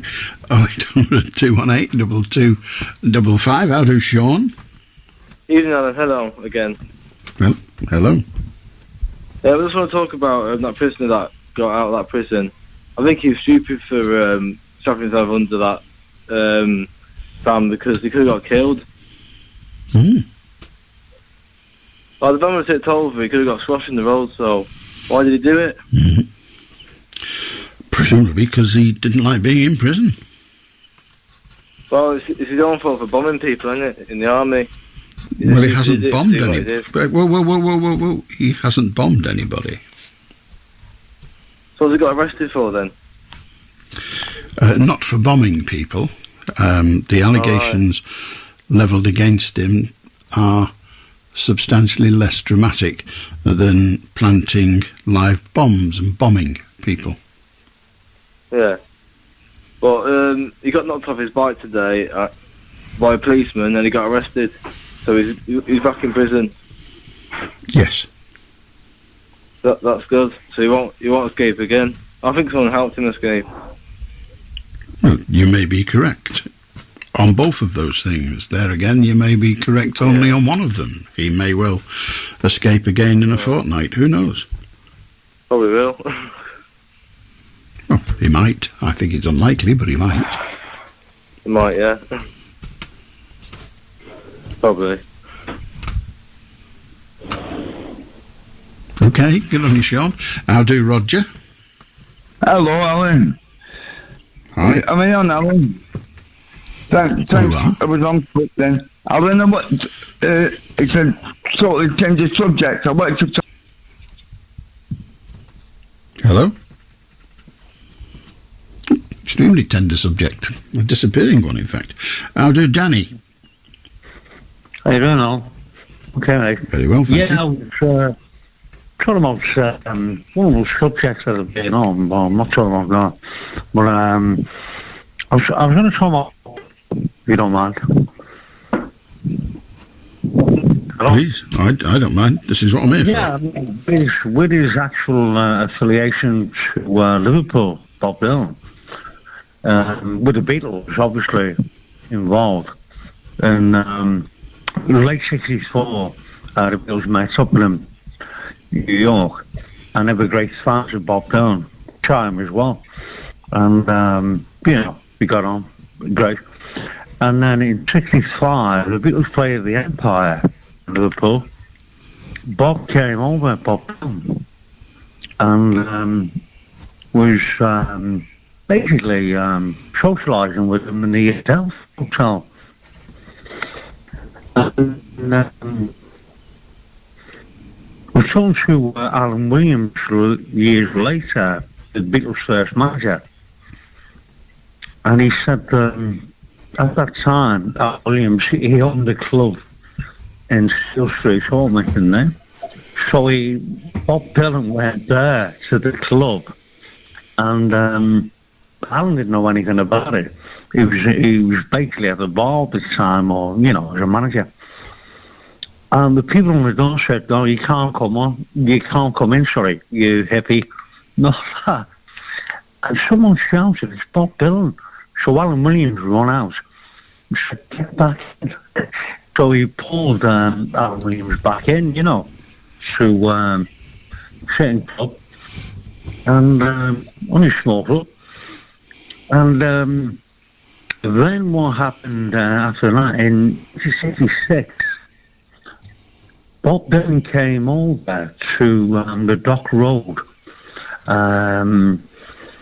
Vauxhall Road area, and there was a picture taken with all the young kids there at the time, around that area.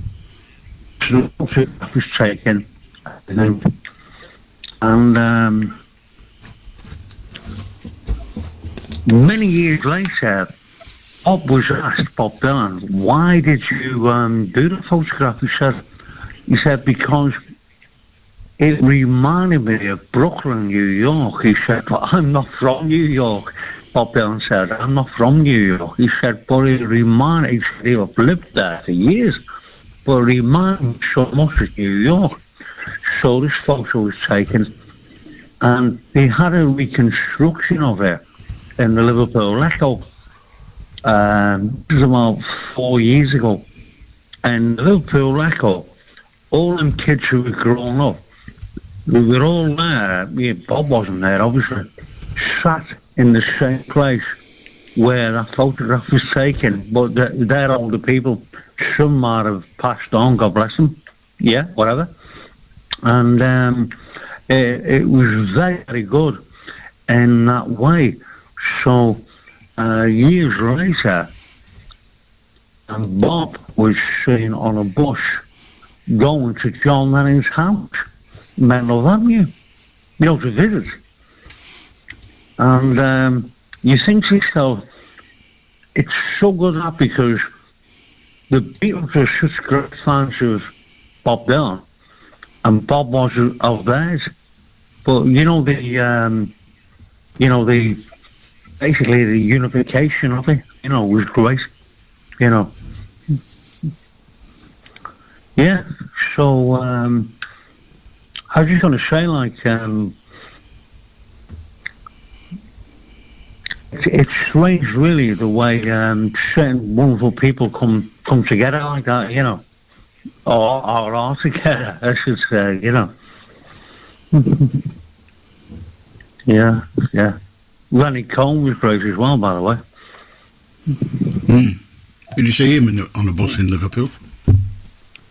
Pardon? Was he on a bus in Liverpool? Not Lenny Cohen, I don't think. No. But there again, Bob Dylan was a lot more popular than Lenny Cohen, wasn't he? And is that what makes you get buses, being popular? Well, he doesn't really. You're saying that, not me. No, I'm not. You said Bob Dylan was on a bus in Liverpool. I'm just wondering why Bob Dylan would get the bus and how would he know which bus to get. Buses are quite complicated in strange cities. Bus, Alan. It wasn't that bus. It was on, the Beatles tour. The Beatles tour. So he didn't just catch the 28 or the 30. Yeah, he didn't just catch the 28 or the 36. He caught the Beatles tour bus. No, it wasn't like that. I've not finished the question. I don't know how. I don't know how you know what it wasn't like or what it was like, because I was trying to ask you a question. But it's in the paper. Yeah, okay, I'll read the paper. Send it to me. I'll look forward to it. Have a good night. Good night. How do Roger? Hello, Alan. I'm back again. We seem to got cut off. A multitude of things, Alan. I'll be brief. I was going to talk about the Bible, but I won't, Alan, because that'll pay you off. Instead of listing the thing, we could be, Roger. Yeah. I don't want to spend the whole night talking to you, so don't give me a list of the things you're not going to talk about. Just talk about the ones that you are. Sorry? Trees. I know you like trees. Alan, I was watching the programme the other day. It was actually recorded about trees communicating, Alan. What do you think on that subject, mate? I haven't given it any thought at all. Pardon? I haven't given it any thought at all. Not at all. Well, I think they do, Alan. I know they vie for the light, don't they? Obviously. In the same forest growing up and you get a sapling and a big tree, do you think that big tree gives the little sapling, I know it sounds tough, mate, but I'm not stupid, give it a bit of freeway to grow a bit? You reckon? I have no idea. Well, that's fine. I have no idea. You said twice. I have no idea. None of us did, Alan, but I've just wondered about your thoughts on it, that's all. I don't have any. You're an educated chap, and I just thought... Not by trees. I've never given it a thought, and I'm not doing now either, but no matter. Okay, Alan, may I say one thing? There's no swearing, and it's not music. Just one thing, and I know you're not into the biblical stuff and that, but can I say one thing to all the listeners out there? God so loved the world, he gave his only begotten Son, for whoever believes in him shall never perish, but have eternal life. God bless. Good night, Alan. And God bless to all the listeners. Roger from Salford. We don't care where you're from. Have a good night, and give my regards to the trees. 0800 218 2255. If you want to join us, you can. Pick up your phone. Indeed, if you're a tree, feel phone, but ring the branch line. 0800 218 2255. If you would like to join us, feel free. And yes, I'm with you. I thought he was talking about cheese as well. And I do rather like cheese, but then I like trees also. Have you ever had vegan cheese? No? Don't. It stinks and it's vile. How do to nobody? Let's go to a song. Yes, indeed. Paul Simon. It was pretty good, wasn't it, Paul Simon? Well, he still is. He's not dead. You can call me Al. I think, wasn't it from that Africa album where he did Diamonds on the Soles of Their Shoes? My Shoes. It's a very good song. I think it is, but I'm probably wrong. 0800 218 2255. How do Graham? Well, he dedicated to his wife, didn't he? I've no idea. Yeah, they got the chick out of Selwarts. Pardon? Paul Simon, that song is about his wife who got married to, and I forgot her name, and she was an actor out of Selwarts. Right. Oh, we're not going anyway. I'd like to talk about opera for me. Please do. Yeah, only briefly anyway. I think opera is Italian slang word for I can sing better than you. I mean, there's opera and there's opera, and yeah, you know, like the lady who rang up earlier on, very enthusiastic about the for obvious reasons, but by golly, it's in the rock industry. You know, you got like Freddie Mercury, you know, like the rock singers, and Meatloaf, Alice Cooper, and the girls, Elaine Page, Tim Rice, and so forth. So, anyway, I can't say more on that. I rest my case. Right, so you wanted to talk about opera and gave us a list of pop artists. Yeah. Well, yeah, I mean, you know, Pavarotti and all them, they're brilliant. And back in Bolton, like, you've been, well, you're a Warrington lad, and you lived in Abbotsford, and they're like, lads, these guys, you know, like, they don't take no prisoners, you know, like, you know, singers who we know, like, you know, a cappella they call it, don't it? You know, where any musical backing and stuff. A cappella is when there's no music or no instrumental music, just the voice. Mm-hmm. Yeah, and Peter Kay says a cappella, you know, and all that, carry on. Les Dawson, you knew Les Dawson and the other guys, yeah, brilliant. And I can't answer to the other guys because I don't know who the other guys are. But yes, I know Les Dawson. Well, I know you're not psychic. The other guys I'm referring to is in that same neck of woods, Mike Harding. Well, I know Mike, yes, but he's not connected to Les Dawson. But go on, entirely different humour. But go on. I don't get through, but how old's Mike Harding now? You know. Must be knocking 70, 78, 79 possibly. Yeah, we loved him when he used to be on Radio 2, you know, and you know, Whispering Bob Harris, all them guys like. The folk programme. Yeah. So like, not that you like Desert Island Discs, don't you? I neither like nor dislike it. I sometimes hear it. You're going to get interviewed one day. You know, especially when you're going to get interviewed when you retire, no? No, I'm not. No, you're not there now. Alan, I'll leave you while you're humble, and good on you, mate. Good night, pal. Good night. That never made any sense to me, but why would it? 0800 218 2255. How do Joseph? All right, Alan. Yes, thank you. Almost 2 years ago now, I was diagnosed with pulmonary fibrosis, and they linked it with asbestos. And I got some letters from the specialists and doctors to say that I might consider suing for compensation for the asbestos disease. Now, and they recommended I go and see a solicitor, but solicitors seemed very vague on it, and they said, "Well, who did you work for?" Now, the people I did work for when I worked with asbestos, the firm's gone now; it's long gone. So they said, "Oh well, there's nothing you can do about it then." So that's not necessarily true.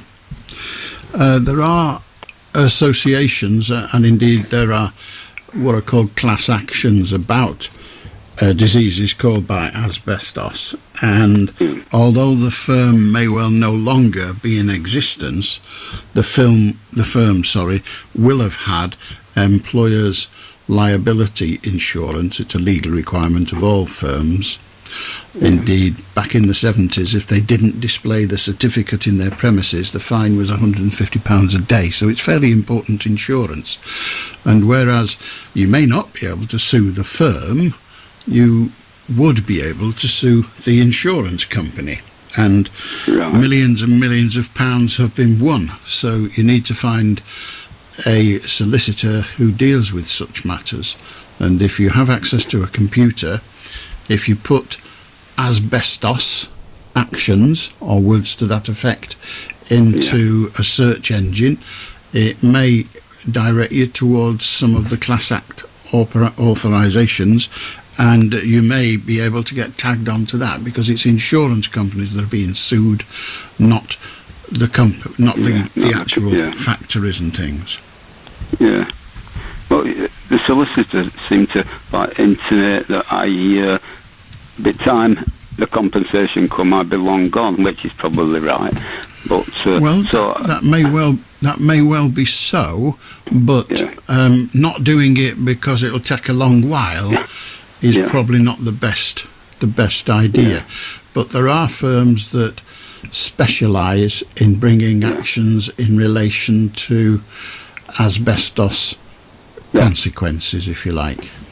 Yeah, I'll do that. Yeah, I'm on computer. So just type asbestos into a computer, and they will tell you. Now there are a number of diseases that are known to likely to have been caused by contact with asbestos, and whether yours is one of them, I don't know, but they're all that's what they have stated now. Well, that is a possibility. Yeah. All right then. Thanks very much. All right. Good luck with it. Okay. 0800 218 2255. If you want to join us, you can. It's easy. I'll do Edward. I do. Now, I've just been to the Lake District. Do you go up to the Lake District often, Alan? Often? No. But you have been a few times, yeah? Yes. So if you go up to Keswick, is it Beswick in Keswick then? Well, it would be if I was there, yes. Well, I went through Except my grandmother was adamant that my name is pronounced Beswick, which would spoil the rhyme, really. But you don't pronounce it Beswick, do you, or do you? I didn't say she did. She pronounced it Beswick. The W was silent. Oh, right. Right. So how do you say it? I don't care. I say whatever someone will answer to. But if somebody asked you what your name was, what would you call yourself? Alan? It depends where we were and why we were there. Oh, right. Okay. Fair enough. Anyway, the Lake District, when I go normally, I absolutely pours down. The last time I was there, I went on a Friday, came back on a Monday, and I was like a drowned rat. It never stopped raining from the minute I got out of the car to the minute I got back in the car. But this week, we didn't have a spot of rain. Isn't that fantastic, Alan? If you like not having a spot of rain, but it's I do. It's not a shock. It's not a shock to anybody that the Lake District has rain, because all that water in the lakes is basically rain. And it all comes to Manchester. Well, some of it comes to Manchester, doesn't it? By gravity. Well, most of it stays in the lakes, as you can tell when you go. We do steal a bit in Greater Manchester, don't we? There is some water. Manchester ring main, doesn't it? Yeah. Sorry. There is water that comes from the Lake District to Manchester. Yes. It's horse water in Thilmere Dam Stroke Reservoir, and it all comes through by gravity. There isn't any pumping, apparently. Is that right? I have no idea. If you say so, I believe you. I've no idea what. I used to work in the water industry, and a guy from United Utilities told me that all the water from those two reservoirs, there's no pumping at all until it gets to the Manchester Ring Main, which is amazing. I couldn't quite get my head around that, because you'd have thought at some stage it would need some form of pumping, but it must, with tunnels and whatever, they must be able to bring it over to Manchester completely under gravity, which I can't imagine that happens very often elsewhere, does it? But there you go. I suspect it happens lots of places, because there's quite a lot of water to pump, isn't it, really?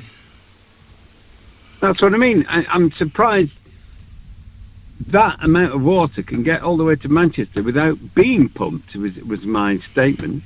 Well, yeah, maybe you're correct, but it does, yeah. Yeah. I suppose it depends on how deep you bury the pipe, doesn't it?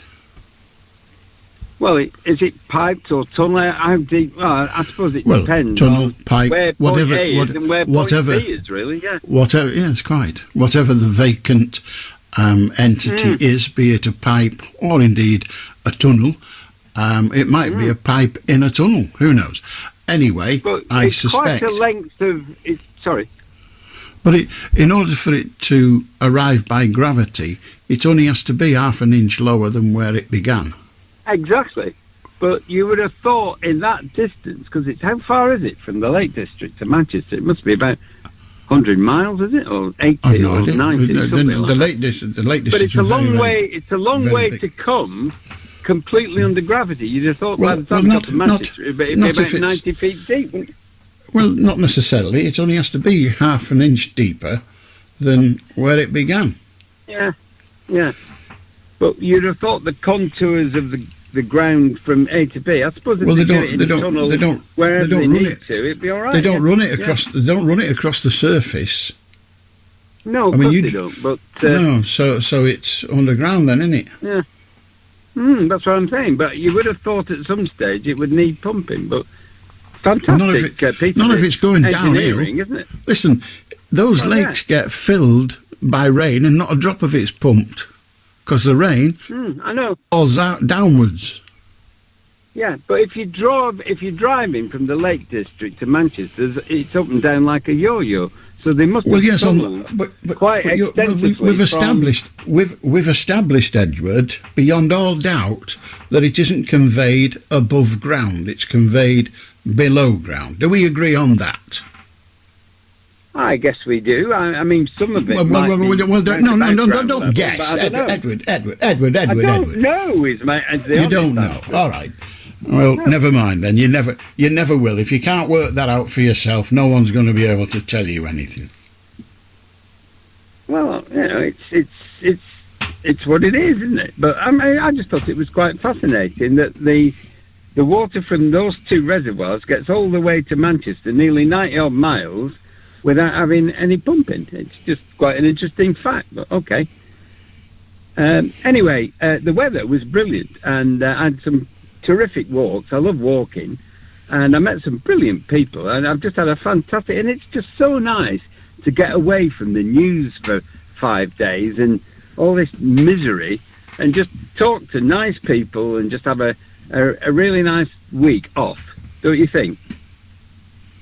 I've not tried it, so I don't know. Oh, have a go. Give it a go. Then you'll be less grumpy. No. I don't really like talking to people unless I'm given money. Oh well, that's. I don't mind about money. I've given up. No, I've got to 64 now, and I've got enough money, and that'll do. There's more to life than money. And the love of money is the root of all evil, isn't it? I didn't say it was the love of money. It's the dislike of talking. Is it, I'm not a social person. Well, what the hell do you do every blooming weekend to radio listeners? Talk. Well, they pay me. They pay me to do this. Exactly. But you like it. Oh, come on, Alan. How long have you been doing this? 42 years. You must like it to have done it that long. Whether you get paid enough. I like doing it. I like doing it, but I only like doing it because it's in my control. Well, fair I'm enough. I'm not enrolled in random conversations with people I can't be asked having a conversation with. You do it every weekend. For money. if you and I were sat opposite, well, you still do it. if you and Oh, I, come on, you shut enjoy this, your face. you If you and I, I only enjoy it because I like talking to the occasional idiot. And thank you for the opportunity. Good night. How do, Jeff? Hi, Alan. I can't stop laughing. I am. Good. Are you okay? You seem to have disappeared, Jeff. Oh, you're back. What would you like to talk about, Jeff? I'm still here. Indeed. What would you like to talk about whilst you're here? I'd like to talk about prisoners coming out of jail for funerals. Okay. I just want to hear what you've got to say about that. I don't have anything to say about it. Right, okay. Do you think children should be allowed out of jail or come and see their parents, grandparents, and buried? When you say children, when you say children, are you referring to adult people? Alan, young offenders, Alan. Young offenders. Yeah. Okay. No matter what they've done, no matter where they've come from, how they've got sent to jail, do you think they should be allowed to go to a funeral handcuffed to a prison the trouble with your question, Jeff, is it's an absolute, and that means Alan, sorry. That means that if you say, do I believe that every child prisoner, no matter what they have done, no matter what they are convicted of, no matter how they behave, no matter... Alan, whatever the situation is here, it's not like previous convictions of people. This is someone who's being treated like he's an animal and he's not allowed to go to a funeral. Jeff, my problem is that you asked a question which said that should every child, whatever they have done, who's serving a prison sentence, be entitled to come out on compassion? Every single child. Listen, if you listen to my answer, we might be able to make progress. Okay, sorry. Yeah. Right. So, do I believe that every single child serving a sentence should be allowed to come out to go to a funeral of a loved one? The answer to that question, because it has every in it, is no. Because it only needs one. It only needs one who I don't think should be allowed out for me to not be able to say yes to every. Can I change that? Alan? Can I change what? By all means. By all means. Certain people who've been convicted for minor offences to 10-year sentences. Well, you don't get 10 years. You don't get 10 years. Children don't get 10 years for minor offences. What's your definition of a minor offence? I don't. If you can just understand where I'm coming from, I don't want. I'm trying to. I'm asking. Do you think people in jail who have served a long time should be allowed to go to a family member's funeral? It depends on the circumstances. Okay, man. I don't have an answer for every case. I think it would be decent if the decision was to start from the answer yes, and then work backwards to see whether there is anything that changes it to no, as opposed to the answer being no, and see if I can find a way to make it yes. So, for example, should Billy over there, 25 years of age, been in jail for 8 years for murder, not finished his sentence yet, obviously, his mother dies, should he, I'm giving you an example, Jeff, should he be allowed out? Well, my view is we should start with the answer yes, and then say, well, okay, if the answer's yes, What about the fact that last night he murdered a fellow prisoner? What about the fact that the week before he murdered a prison officer? So I think those two actions would turn that answer to no. So it's about the individual circumstances involved. My conversation with you, Alan, it's not as deep as what you've just come out with. Then it's a question to say. I wouldn't have rung in, Alan, if I'd have thought that the person I'm ringing in for was not suitable to come out of jail. Well, Jeff, let's see if we can start again. We've now discovered, or I've now discovered from what you've just said, that you want to... Sorry. We've now discovered that you have a specific person in mind.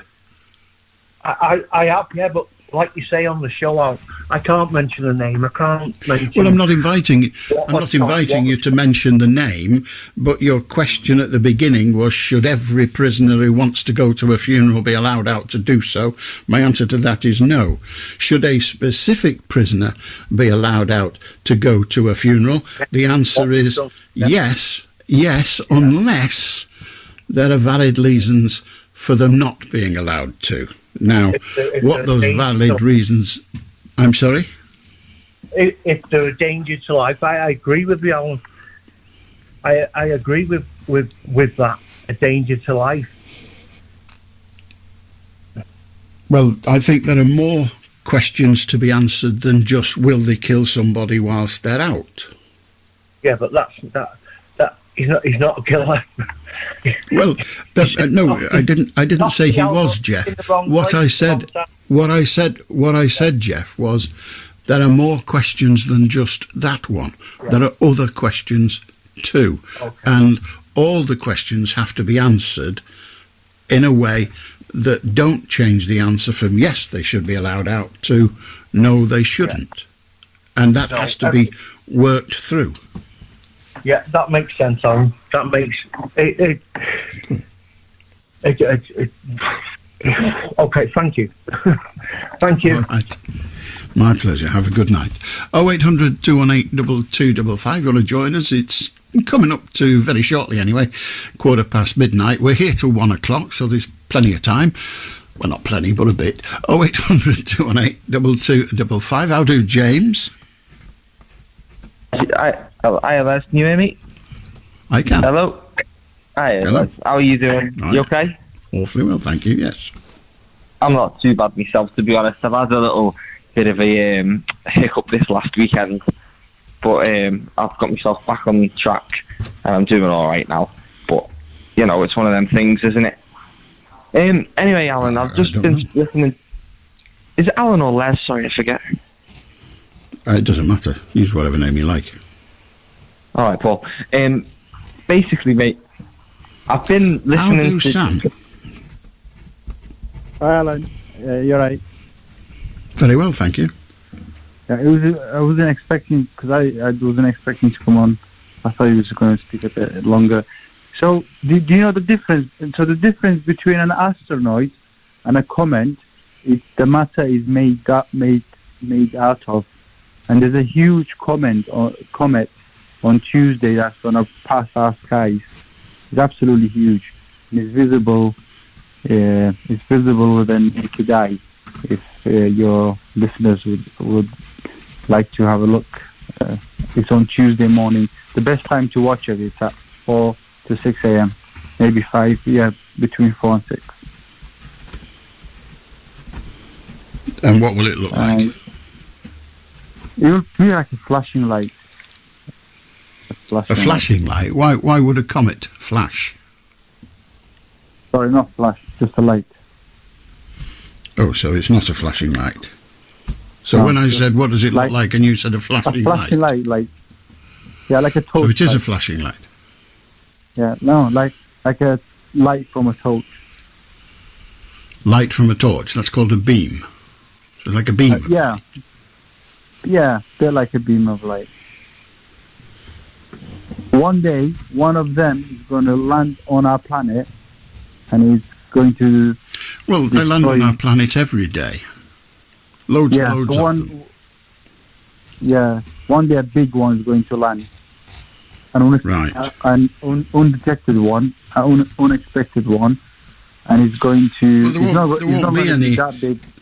They're not going to be any unexpected ones. We've got all sorts of devices, gadgetry, and people looking out for them, and who can see them a long, long way off. Yes, but this one was unexpected. This one was unexpected. I mean, they've seen this one like when you say unexpected, you mean they woke up on Thursday and thought, "Bugger me, this is coming past on Tuesday." No, usually they could tell years. And, well, we're just talking about no. We don't need usually, Sam. You were telling me about this one, and you said this one was a surprise. They weren't expecting it, and I said, when did they find out it was coming? Was it Thursday last week? Was it Monday last week? Was it the week before? When did they find out it was coming? Within recent few days, they've realised it's going to come. Well, so they haven't known about this, and they only found out 2 days ago. Yeah, recent days. How big is it? How big is it? How big is it? How big is it? It's about a mile, estimated to be about a mile. Right. It was discovered by a Japanese, not astronomer, this Japanese guy in Japan looking at the sky. He discovered it, and scientists are looking at it now. And how close is it? How close is it going to get to Earth? 77 million miles is away from Earth. That was close. Yeah, no, yeah. It's going to orbit. It will orbit our galaxy. It takes them some years. I think you mean orbit. I think you mean orbit rather than orbit. Orbert's a bloke's name. Yeah. So, but then it was rather confusing because I think it's either going to dissolve or it's going to keep going round and round. And then one day, one of these... It's going to dissolve? What do you mean it's going to dissolve? I don't know. I mean, I think it's going to hit the sun. It's going to get close to the sun and it's going to melt. So that's a possibility. Right. Yeah. Okay. But one day, one of these will hit us. There was one that was coming directly to us. That one would have destroyed Earth. This one, we were all going to die. But then Jupiter saved us. There hasn't yet been one since the dinosaur age big enough to cause any major problem on Earth, and there's no prospect of one coming quite soon. Although this rather small one managed to get within 66 million miles, so we must thank our lucky, well, not stars. Well, there's another one there's another one that is going to pass us and is going to get very close in about 20. How close is very close? 30 years, I don't care, I'll be dead, but go on. How close is very close? How close is very close? Yeah, I'm trying to... How close is very close? How close is very close? It's close enough to... I mean, it's just outside the... Yeah, the one you've just been telling me... The one you've just been telling me about is going to be 66 million miles away at 4 o'clock on Tuesday morning. Maybe 5, maybe 6, give or take an hour. How close is the next one that's not going to hit us? How close will that one be? The fairly close one. That one is just outside the ring. If he comes inside that ring, he will actually... I don't know what that range means. No, when I asked you how close the other one was, you gave me a distance. I understood that. I didn't have to go home. You don't have the number, right? Yeah, but I do have there's a graph, and then that one is rather close, to be honest. Yeah. Rather close. What does rather close mean? We got lucky with that one because that one could hit us. Wait, hang on. Which is that one now? Are we back with a 66 miler? 66 million? No, another one. Is that in 20 years' time? Another one, right? In 30 years' time, rather close. Now, so we've got a measure because people are going to be worried sick. Nobody my age, obviously. centenarians don't really think about it much, but younger people, there might be one listening, younger people might be thinking, bloody hell, 60 years? Christ. I'll be 35 then. And you're, all right, so they'll be doing the calculation, and they know it's going to be really close. Now, they've just heard you define this dirty, great big one that we were all crapping ourselves about that was going to arrive on Tuesday, but now we find out it's going to be 66 million miles away, so our bowels have settled down. How close is the next one going to be? And you said quite close. In 66 million miles terms, is that quite close or a bloody long way away? I honestly don't know, but that one is within range. Right, so what we've established so far is you know absolutely nothing, and you've proved it. How do Fiona? Oh, hello, Alan.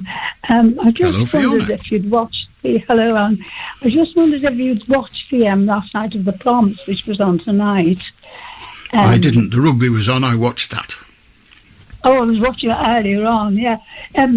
It's just that when they sang the national anthem, the BBC choir on the chorus, and I've never heard it sang so beautifully. It was very, very evocative.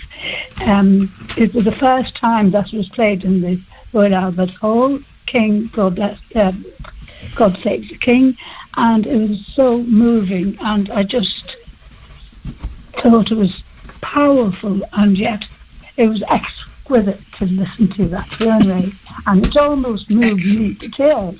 It was wonderful. And also, yes, that's what I want to say.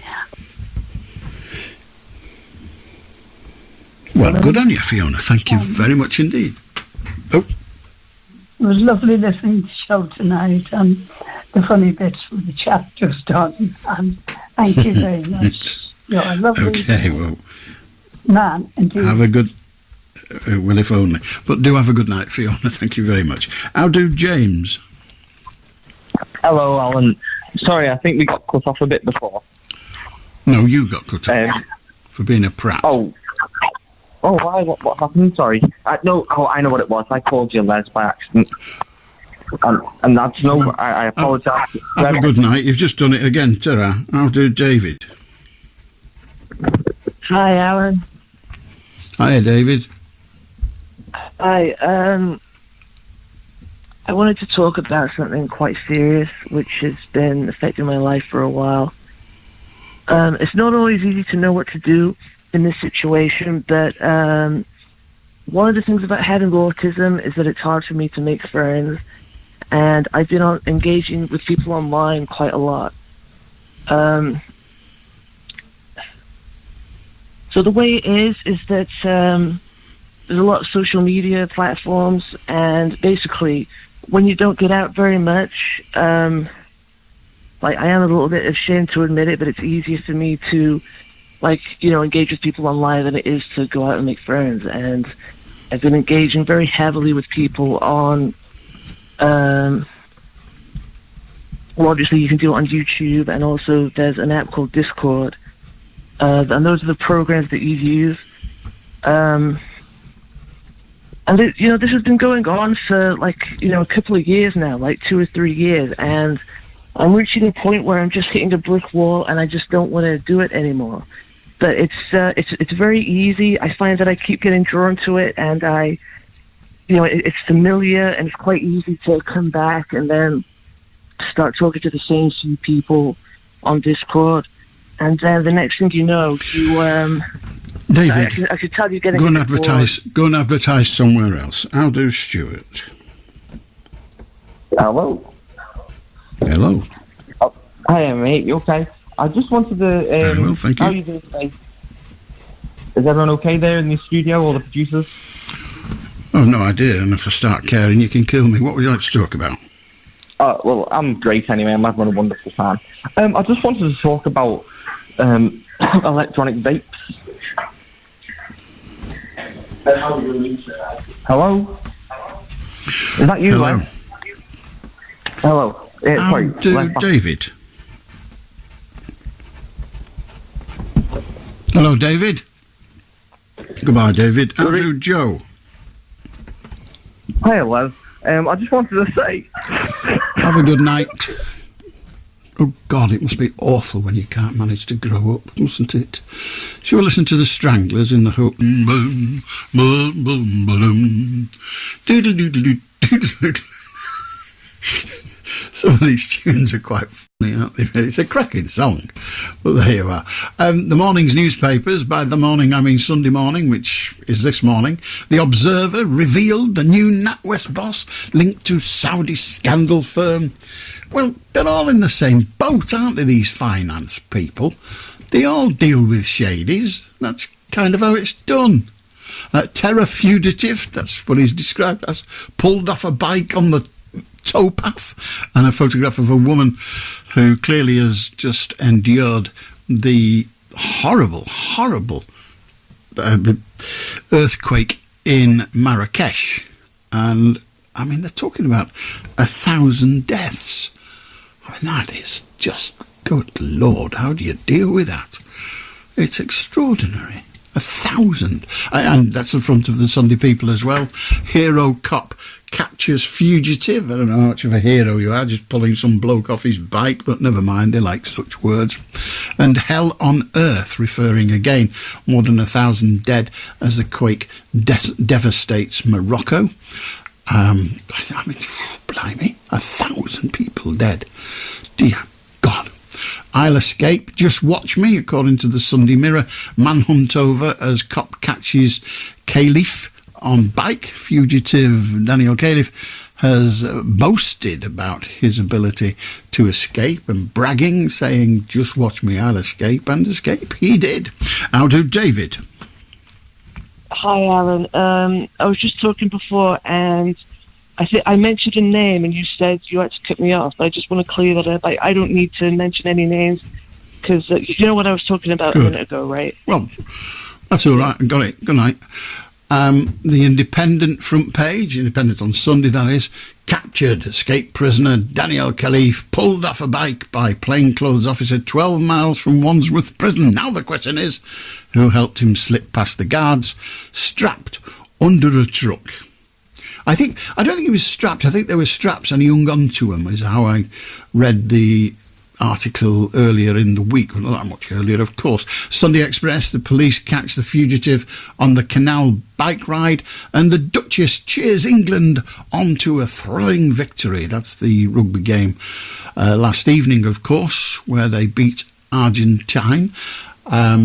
Fairly comfortably, I could say.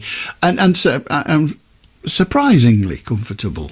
Sunday Telegraph, terror suspect laughed after arrest. 4-day manhunt ends as jailbreak ex-soldier is pulled from a bike on a towpath.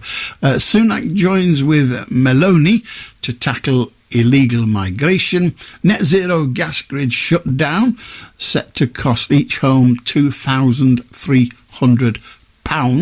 I don't know whether that's per year, once, or what have you. The death figure in the Morocco earthquake in this newspaper, the Telegraph, stands at 1,300. Royal family to face a demand for pay reparations for the slave trade. Good Lord. The Sunday Times, Commons Chinese spy arrested. So they've got a Chinese spy, or a spy for China, rather than a Chinese spy, I guess. But he's been arrested, which most people would say, what a good thing. We want the spies to be arrested. And again, this time the Sunday Times, quoting that number, 1,300 people dead in the apocalyptic Morocco earthquake. Horrible. Spooks bud phones to nail the jailbreak spy. That's what they say on the front of the Mail on Sunday. MI6, MI5 and the anti-terror police combine forces to sweep on the ex-soldier at the canal side, just 12 miles from the prison. And Kate says, my love of wild swimming and ping-pong drinking games. Whatever gets you through the night, love. 0800 218 2255. If you should join us, you can. It's dead easy. Well, I think it's easy anyway, but what do I know? Mister, nothing. Procreation Secretary was quoted in the papers this week, and there's been no denial, so, you know, it happened. But the Education Secretary was quoted as using the F word, and of saying that some people sat on their arse. That was the word she chose to use. Now, either the people she was referring to shared an arse, or the Education Secretary made a proverbial arse of grammar. I'm not a doctor, but I am fairly certain that humans have just the one arse each. But like football, it presents itself in two halves. As for a Minister of State swearing, frankly, I'm not that arsed. And a report... I know, yeah. Contractors working to convert the Dam Busters old base to house asylum seekers have been issued with a stop work order by the council, who believe the conversions that are taking place breach the historic protection that the camp enjoys. Even would you believe that? I mean, I understand about the Dam Busters raid. I mean, quite frankly, keeping the camp strikes me as ludicrous. Keep one of the planes and show the film every now and then, that's fine. It was an amazing thing that they did, that is for sure, drowning all those civilians. But, you know, it was necessary. I get all that. But, you know, we have to let these things go eventually, don't we? But this place, they want to keep the old base, they want to keep the huts, they want to keep they want to keep all of it, really. They just want to hang on to it. And I even read that the dog that we're not going to name's grave, the grave of the dog that we're not going to name, is protected. Now, the dog didn't fly any planes or anything else of that ilk. Wasn't even a rescued dog, it was just a Labrador. Ain't nothing wrong with Labradors, that's not wrong with every other dog, but just a Labrador wandering about, following his master around. And its grave, the grave of this irrelevant dog, is protected, like a Grade 2 listed kennel or something stupid. I despair at it all.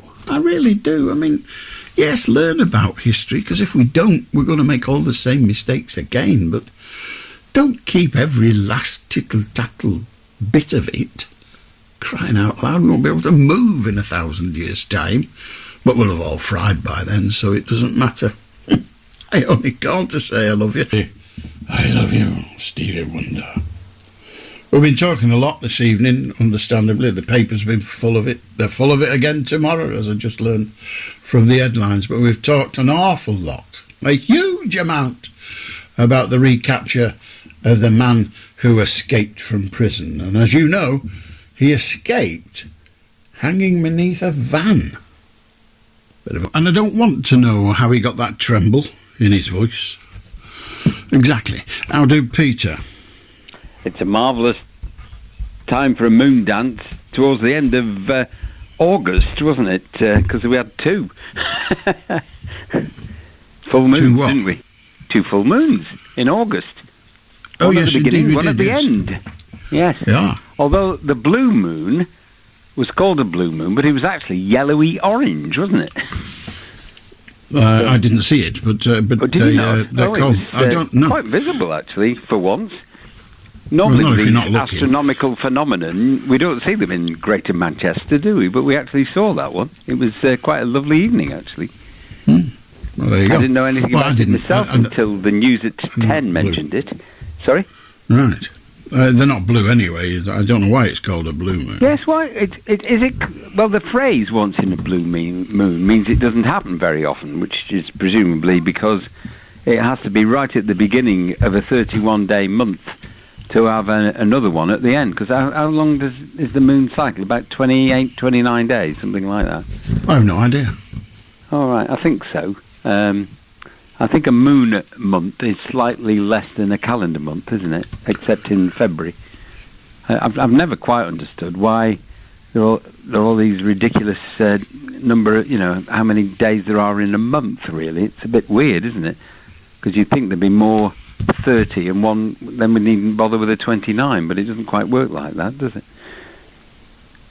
It doesn't work like that. I haven't spent much of my life. I think it takes about 29 point so many days for the moon to go around the Earth, but it's an elliptical orbit, so it probably varies slightly. I've never quite worked it out, but there we are.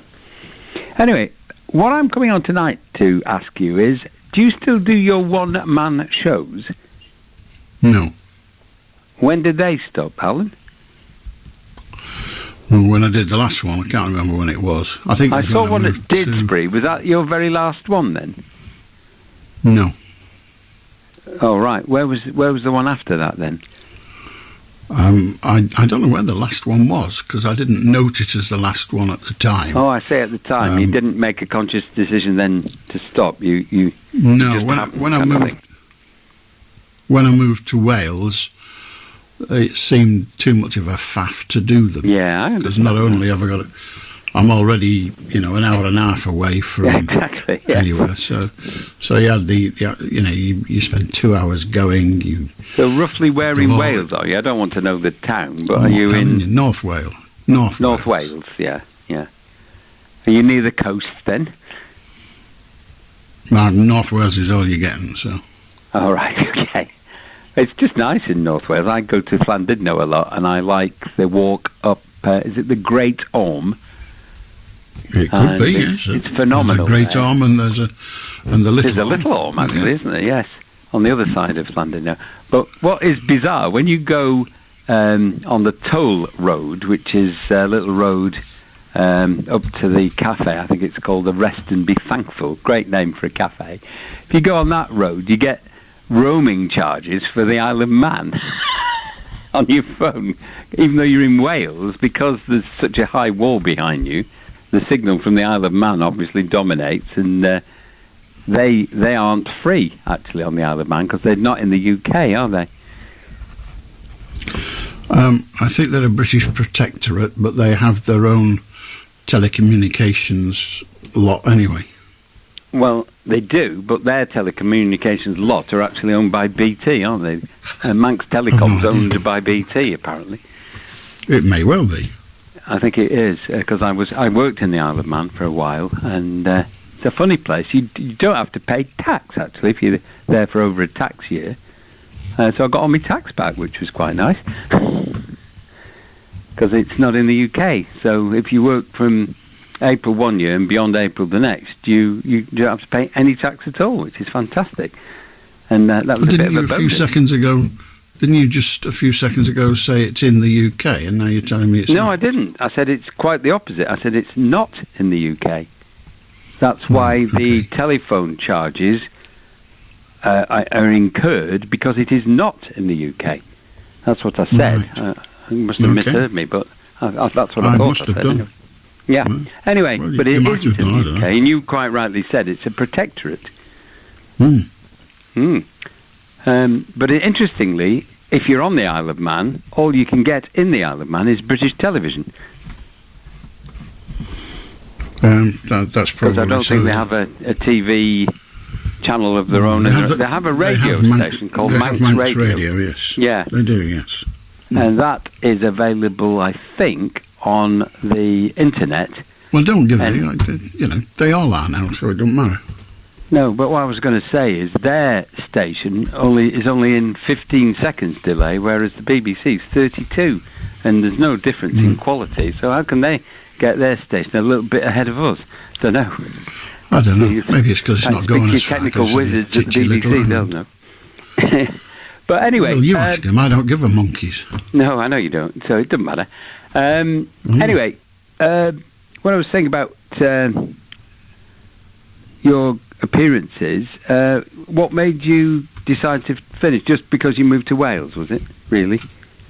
And Probably, it was too much of the travelling? Because it probably couldn't be bothered. Too much. Yeah. Well, you know, we all slow down, don't we, as we get a bit older? So well, we also move further away. Yes, exactly, and we enjoy our spare time a bit more, don't we? I don't enjoy it any more than I used to. My spare time has always been exactly the same level of enjoyment. I don't enjoy it more. You have a bit more now, though, because you're not working in the week, are you? You're only working at the weekends, so you have a bit more time to yourself, I guess. Yeah. But anyway, so that's that, and there won't be any more Beswick one-man shows. I very much doubt it. Oh, well. Have they told you when you're having to leave this programme, or might they change their mind? Which question do you want the answer to? Either. You have to hurry up because we've only got a minute. We've got a minute and a half as it happens. Well, which one do you want to answer? No and no. Oh, right. Okay. Well, we'll praise you for as long as you survived. Take care, Alan. Right. Thank you. Weird. Praise you for as long as you survive. No eulogy then.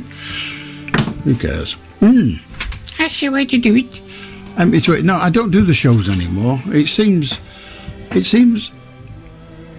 anywhere I need to go is an hour and a half further away. So it takes 2 hours driving there. You've got to get there 2 hours before to do sound checks. And then you do the show. That's, 7 till 10. That's 3 hours. And then you've got to faff about afterwards, de-rigging and all that crap. And then you've got a 3-hour drive home. And I don't get a penny out of it. I mean, it's a good thing. The money all went to charity. But, the profit went to charity. And obviously we paid the costs. And then the rest went to charity, which was nice to do. And it was fun to do. But I'm not putting a 10-hour day in for anybody. I didn't do that when I had a proper job. I'm not doing it now. Any road. Do have a good day. I shall be back tonight. I enjoyed the England-Argentina game. But see you tonight at 10. Till then, have a cracking Sunday. Ta-ra! With the BBC News at 1 o'clock, this is Jason Kay. More than 2,000 people have died following Friday's devastating earthquake in Morocco. More than 2,000 others have been injured in the disaster. Half are said to be in a critical condition. The quake, with a magnitude of 6.8, devastated communities in the Atlas Mountains and the surrounding area, including the historic city of Marrakesh. Sami Fakouri from the International Red Cross and Red Crescent in Morocco says there'll be major challenges ahead. In the next while, the most pressing needs will be food, water, shelter for people who are left without a home, and also someone to talk to. So our volunteers also have been and will continue to talk to people to lessen their psychological stress, because many people got very, very scared. The former soldier who escaped from Wandsworth prison on Wednesday has been recaptured in West London. Daniel Khalif, who's 21, was caught by a plainclothes anti-terrorism officer while cycling along a canal towpath in Northolt. He'd been on remand, awaiting trial on terror charges, which he denies. Ukraine has reacted angrily to the G20's decision to water down its condemnation of Russia's invasion of the country. The group now says that states must refrain from the use of force for territorial gain, but its latest statement makes no mention of Russia. The editor-in-chief of Foreign Policy magazine, Ravi Agrawal, says that such divisions are a sign of a changing world. Remember, the G20 does include Russia. So just as this group is unable to come out strongly against Russia, so too with the United Nations. And as such, what all of this reflects is a fracturing of multilateralism in the world, a breakdown of the world into blocks that operate sometimes against each other, in competition with each other. A British black comedy has won the top prize at the Venice Film Festival. Poor Things, about a woman who's reanimated after suicide by having her brain replaced with that of her unborn baby, is the latest quirky film from the Greek director Yorgos Lanthimos. The awards for acting went to Kaylee Spaney, who played the former wife of Elvis Presley in the biopic Priscilla, and Peter Sarsgaard for the family drama Memory. Tennis, and the American Coco Gauff has won the women's singles title at the US Open. The 19-year-old beat the world number one Aryna Sabalenka in 3 sets. Afterwards, she said her quarterfinals exit in Paris made her victory on home turf all the more special. I feel like I'm a little bit in shock in this moment. That French Open loss was a heartbreak for me. But I realized, God puts you through tribulations and trials, and this makes this moment even more sweeter than I can imagine. England beat Argentina 27 points to 10 in their opening game of the Rugby Union World Cup. England's fly half George Ford scored all 27 points. That's the BBC News at 3 minutes past.